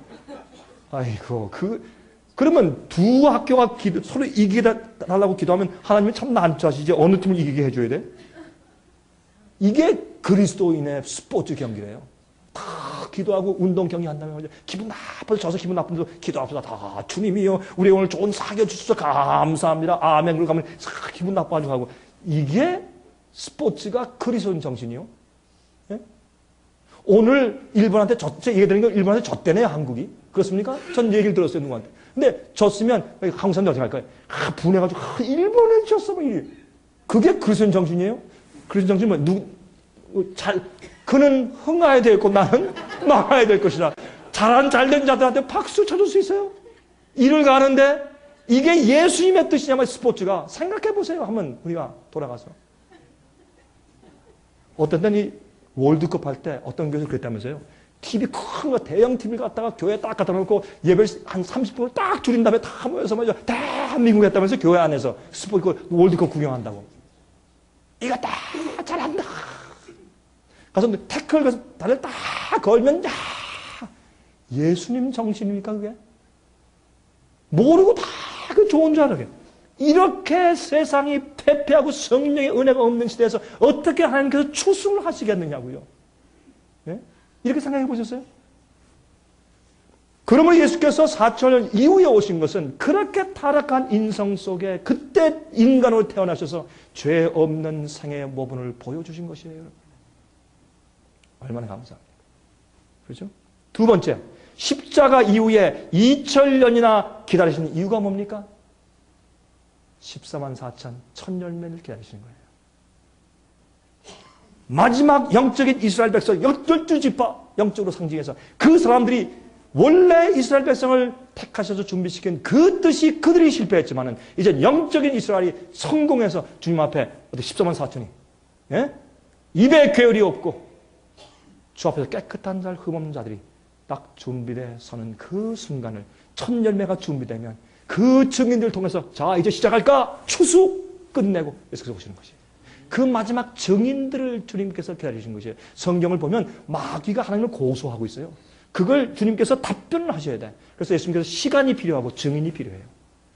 여러분 제가 이 얘기를 성서책에 다 써놨으니까 한번 오늘 받으신 가서 읽어보세요. 제가 왜 마지막 시대 주님께서 마지막 증인들이 왜 필요한가 제가 설명해 놓았습니다. 자, 14만 4천 보세요. 요한계시록 15장 2절에 또 내가 보니 불이 섞인 유리바다 같은 것이 있고 짐승과 그의 우상과 그의 이름의 수를 이기고 벗어난 자들이 유리바닷가에 서서 하나님의 검은 굴을 가지고 요한계시록 7장 14절 내가 가로되 내 주여 당신이 알리라 하니 그가 나더러 이르되 이는 큰 환난에서 나오는 자들인데 어린 양의 피에 그 옷을 씻어 희게 하였는 자. 14만 4천을 이렇게 설명했어요. 이건 지나갑시다. 욥의 시련의 이슈. 욥이 왜 욥은 증인이에요. 여러분 아시다시피 성경을 기록할 때 제일 먼저 기록되는 성경이 욥기입니다. 창세기보다 욥기가 먼저 기록되었다고 하는 일에 많은 사람들이 동의합니다. 거기에 쓴 언어, 단어, 수식어, 쓴 표현들, 단어 보면 이것은 창세기보다 더 먼저 쓰여졌다고 사람들이 동의합니다. 그러면 왜 그랬을까요? 욥기는요, 하나님과 마귀 사이의 전쟁이 있는데 이것이 이 지금 선과 악의 큰 전쟁 속에서 6천년 동안 이 지구가 전쟁 속에 휘말려 왔는데 이 전쟁의 이슈가 뭐냐면 무엇 때문에 싸우고 주님께서 무엇 때문에 기다리시고 언제 어떻게 일이 이루어질 것인가를 설명하는 이야기가 욥기서예요. 그래서 욥의 인내를 배워야 돼요. 마지막 시대. 그러면 이 욥기서의 시련의 욥기서의 그 욥이 당한 시련의 이슈가 뭐냐 말이에요. 욥기가 욥이 죄를 짓고 잘못했습니까? 아닙니다. 하나님과 마귀 사이의 전쟁 때문에 생긴 것입니다. 그렇죠? 하나님의 아들들 총에 마귀가 갔습니다. 하나님께서 너 어디 갔다 와서? 네, 지구에서 돌아다녔습니다. 히브리 말로 왔다 갔다, to and fro, 왔다 갔다 하단 말은 나는 거길 다스리는 자입니다 하는 그런 뜻입니다. 히브리 언어 표현으로. 나는 지구에서 왔다 갔다 왔습니다. 난 지구의 책임자입니다. 지구의 왕입니다. 그래? 네가 지구의 책임자고 지구가 네 것이고 네가 왕이라면 어떻게 욥처럼 의로운 자가 다 있냐? 그 욥을 보면 이 지구가 네 것이 아닌 게 증명되잖아. 아이고 하나님 참 딱하십니다. 하나님께서 욥을 너무 축복하시고 울타리를 딱 쌓아서 나를 유혹 못하고 시험하지 못하게 딱 해도 가시니까 그러니까 계속 복 주는데 누가 하나님 안 섬기겠습니까? 또 내가 그를 건드리지 못하게 항상 막으시니까 그런 거죠. 하나님 그를 한번 다 쳐보십시오. 금방 하나님 저주하고 그가 변할 겁니다. 그러니 하나님께서 하실 일은 다른 일을 할 수가 없어요. 그렇게 딱 해놓으니 한 길밖에 없어요. 그래 그러면 한번 해봐. 하나님 마음이 아프지만은 그렇게 할 수밖에 없어요. 마귀가 잘못 고소한다는 것을 증명하기 위해서는 그것밖에 길이 없으니까 하나님께서. 욥이 시련받는 게 좋아서가 아니라 온 우주 앞에 하나님이 옳고 마귀가 틀렸다는 것을 증거하기 위해서는 그 길밖에 없어요. 할 수 없이 마음 아프지만은 욥이 증인 되도록 요청하신 길밖에 없어요. 그래서 우리가 증인 아니에요, 증인? 푸른 바다 낯선 이 몸 모든 영광 주님 다 받으시고 몇 시 천된 내가 받겠습니다. 그 증인 아닙니까? 하나님 위해서 하는 거. 그 욥 아닙니까? 몇 시 천대 다 받겠습니다. 근데 욥은 어떻게 해요? 제일 처음에 집이 무너져서 자식들 다 압사해 죽었으니 이건 하나님의 저주죠. 그런 일 당했을 때 입이 원만해서 또 종이 달려와서 말이죠. 가축 다 죽었습니다. 하늘에 불이 내려서 죽었습니다. 종들이 원수들이 와서 다 잡아가고 죽이고 다 뺐습니다. 이제 망했습니다. 할 때 그런 어떻게 해요? 입으로 범죄치 않고 불평하지 않았다. 이게 욥입니다. 이게 의인입니다. 내가 이 세상에서 어떤 일을 당할지라도 이겁니다. 하나님이 아시고 내 최선을 다하신 하나님께서 주님께서 분명히 이유와 목적이 있을 것이다 라고 인내하는 것입니다. 그게 욥의 인내 아닙니까? 이게 욥입니다. 이게 증인입니다. 이런 사람들이 14만 4천입니다. 앞으로.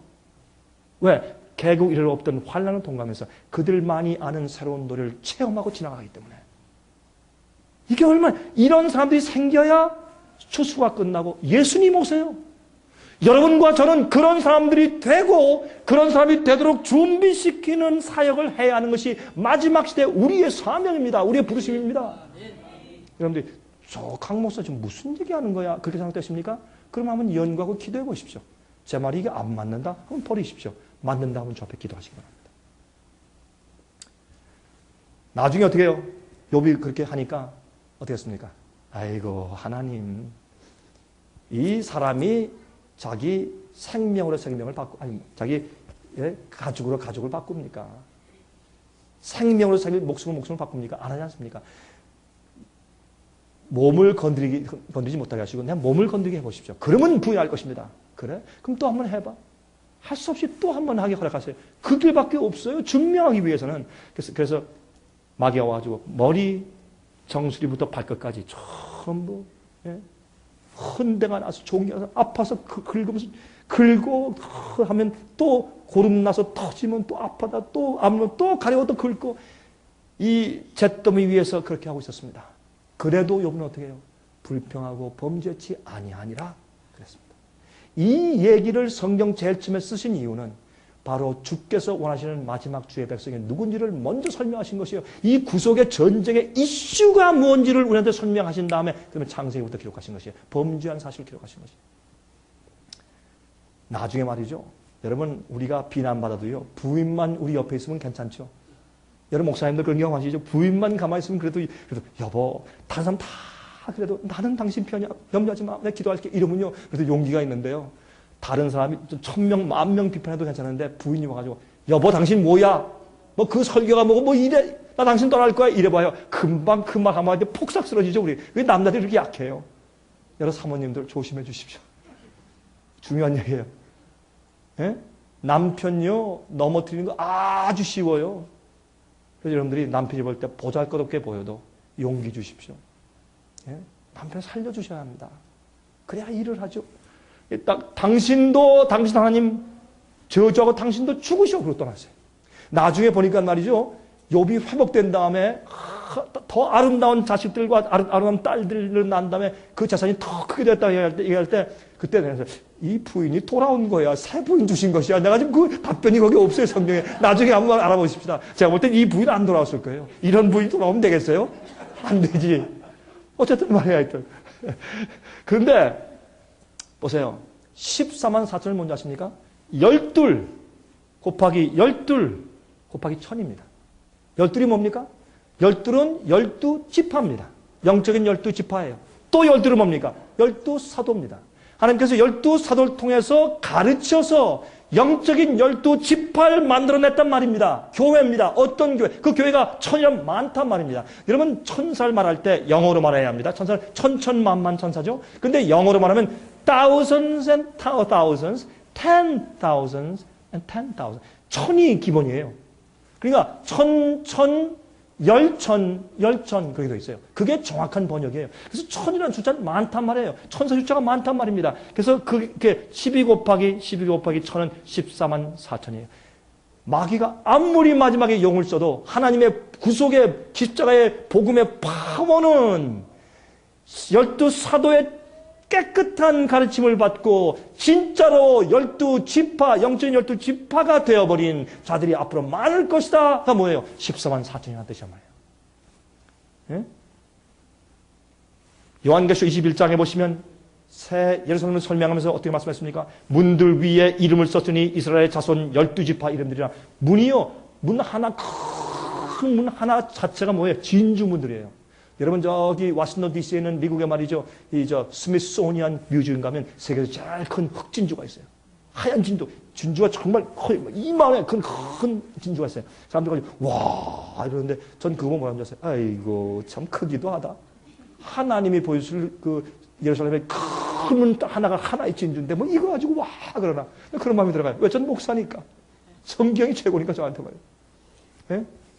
12지파 이름들이 문에 기록되어 있고 또 보세요. 그 성의 성곽은 12기초 속에 있고 그 위에 어린 양의 12사도의 12이름이 기초 속에 기록되어 있어요. 이거 보세요. 12지파 12사도 12 곱하기 12 그리고 보세요. 그 성곽을 청량함에 144 규빗이니 사람의 청량고 천사의 청량이라. 이게 상징적인 숫자 아니에요. 뭐예요? 이 새 예루살렘 성에 들어가 사는 자는 누구다? 예? 12사도의 가르침을 가지고 순전한 그런 품성을 가진 영적인 12지파들인데 그 많은 자들이 여기 들어가 산다 하는 것이 144 규빗 아니에요? 이게 이 해석이 왜 어려워요? 이렇게 분명하고 깨끗하고 단순한 것을 왜 우리가 안 가르쳐요? 14만 4천은 다 이단되니까 무서워서 안 가르치죠. 어떤 데 몰라서 안 가르치고. 자, 첫 열매. 요절의 첫 열매 말씀드렸죠. 예수님을 상징해요. 오순절의 첫 열매, 떡 2개, 초대교회를 상징해요. 마지막 시대의 첫 열매, 14만 4천. 그들이 준비되면 추수가 끝나고 예수께서 오시는 것입니다. 저는 이 말씀이 너무 분명해요. 첫 열매가 들어져야 추수를 시작할 수가 있습니다. 오순절엔 이른비가 내렸는데 약 120명이 모였죠. 첫 열매로. 마지막 시대 늦은 비는 14만 4천이죠. 그렇죠? 열매를 이기고 추수될 때. 이거 다 이제 DVD도 드릴 테니까 걱정하지 마십시오. 이제 시간이 다 됐죠? 그렇죠? 이제 끝나야 합니다. 몇 분 남았습니까? 이제 끝나야 되거든요. 이제 좀 많이 좀 지난 것 같습니다. 성수를 아침에 좀 보여드렸습니다. 지성소에 들어가서 대속죄일. 그 쉬운 자 앞에 피를 뿌리면서 죄 도말 사업이 있어요. 죄의 용서는 성소 뜰에 있는 것이요. 대속죄일 날은 지성소에서 죄를 씻어버리는 마지막 도말 사업이 있어요. 그 도말 사업을 경험하는 사람들이요. 마지막 백성들이에요. 그렇죠? 지성소에 들어가서 하는. 이건 제가 시간이 없어서 설명할 수 없는데 여러분 성소 책을 보십시오. 성소를 보시면 이거 잠깐만 설명드릴까요? 레위기 16장 8절부터 10절 보세요. 이건 대속죄일에 있는 사건입니다. 대속죄일에만 해요. 1년에 한 번씩. 이 대속죄일은 세상 마지막 역사의 죄의 심판 사업과 정결 사업을 상징하는 그 절기죠.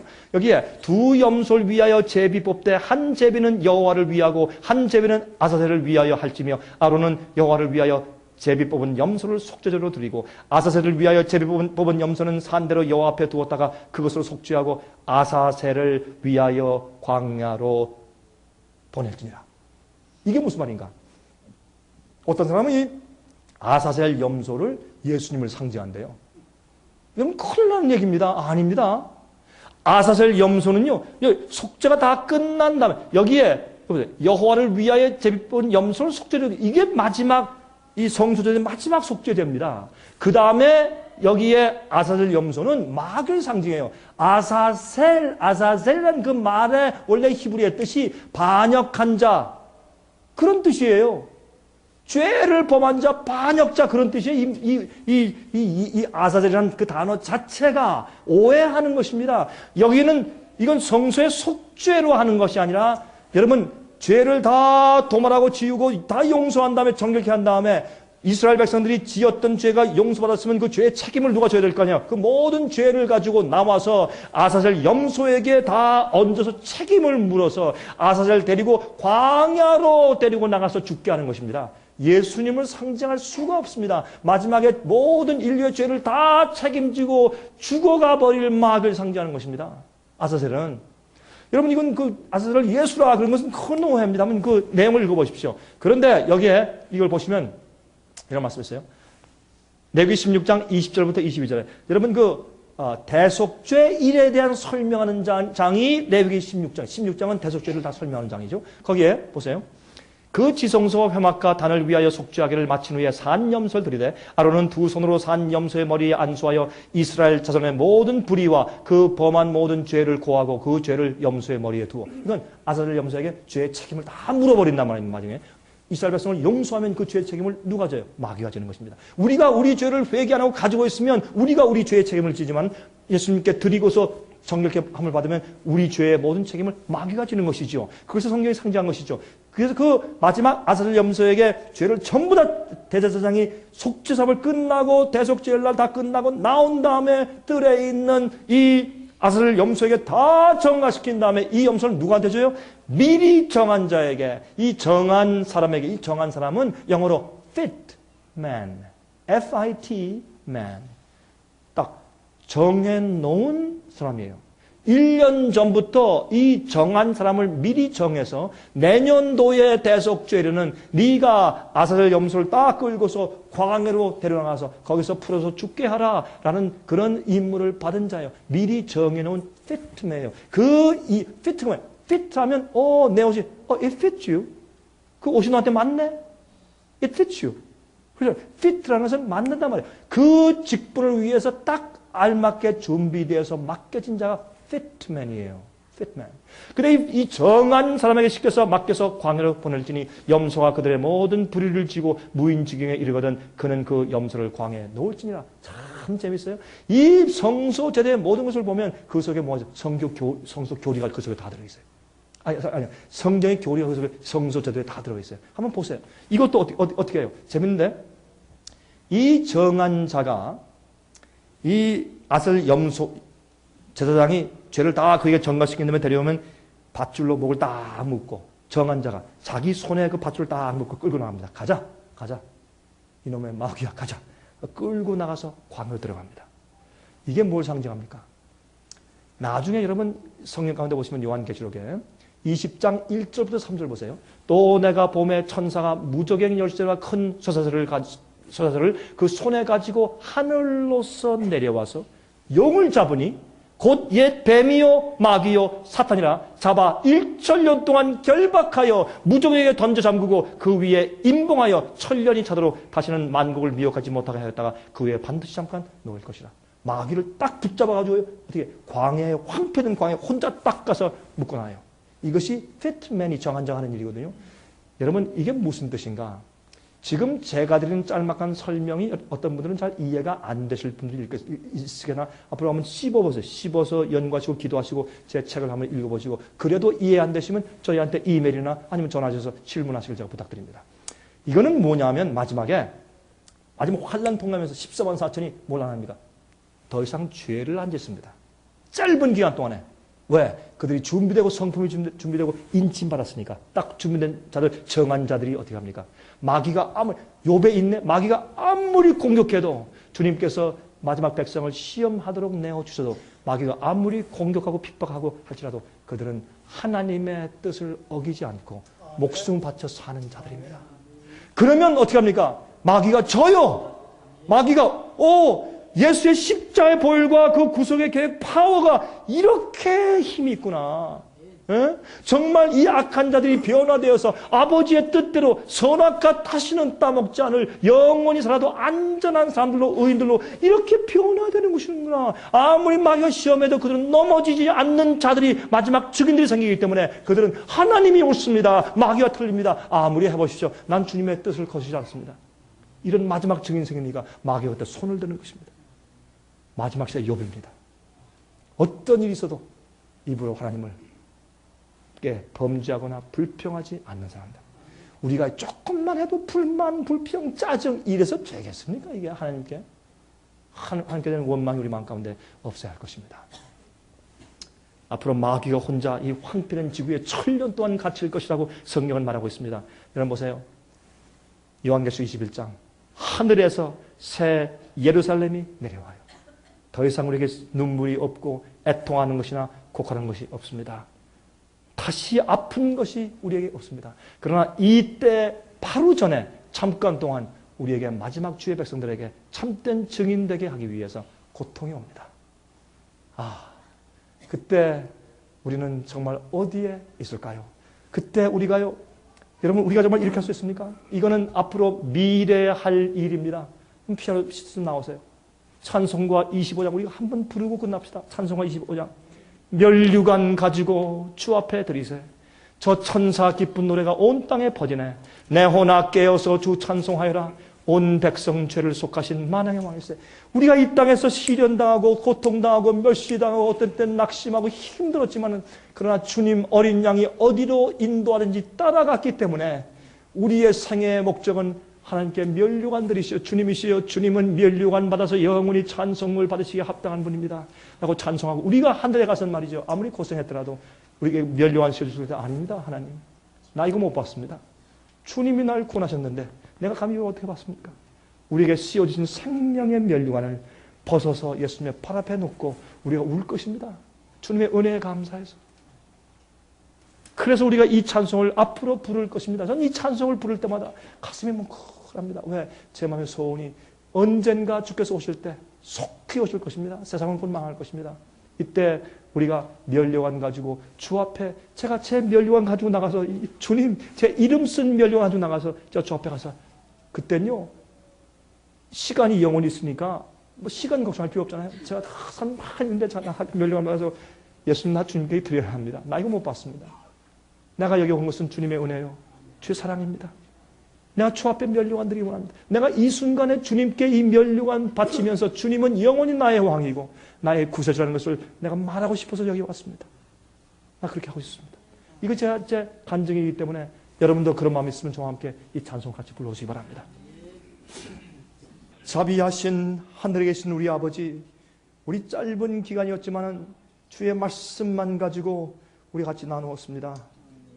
살아계신 우리 구세주 예수 그리스도, 우리 보배로우신 주님이시여, 우리가 이 땅에 사는 것은 주님께 영광 돌리고 기쁘시게 해드리고 싶은 소원 때문에 그러합니다.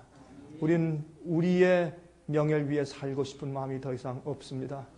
우리가 그렇게 마음 아프게 해드린 과거를 청산하고 하나님의 참된 목자들 되기를 소원합니다. 주님 속히 오시길 바랍니다. 주님의 재림을 소망하고 복스러운 소망을 사모합니다. 주님, 그렇게 하기 위해서 우리가 무엇하기를 원하십니까? 철열매가 되게 하시고 천열매를 준비시키고 모을 수 있도록 저에게 성령의 능력을 허락해 주시옵소서. 주님이시여, 그렇게 해서 주님의 추수사업에 진정으로 속하는 자를 되게 하시며 저희를 진정한 추수꾼들 만들어 주시옵소서. 주님이시여, 이곳에 같이 말씀을 나눈 귀한 주님의 종들 일일이 하나하나 기억하시고 그들의 필요가 무엇인지 아시고 그들의 외로움과 아픔을 아시는 주님이시여, 치료하시고 능력 주셔서 참 성령의 능력으로 일하는 주의 종들 되게 하시옵소서. 우리가 다시 만날 때까지 하나님 안에서 주의 영 가운데 교통하게 하시고 저희를 주님의 참된 종들 삼아주시기를 살아계신 예수 그리스도의 거룩하신 이름만 의지해서 간절히 기도하옵나이다. 아멘.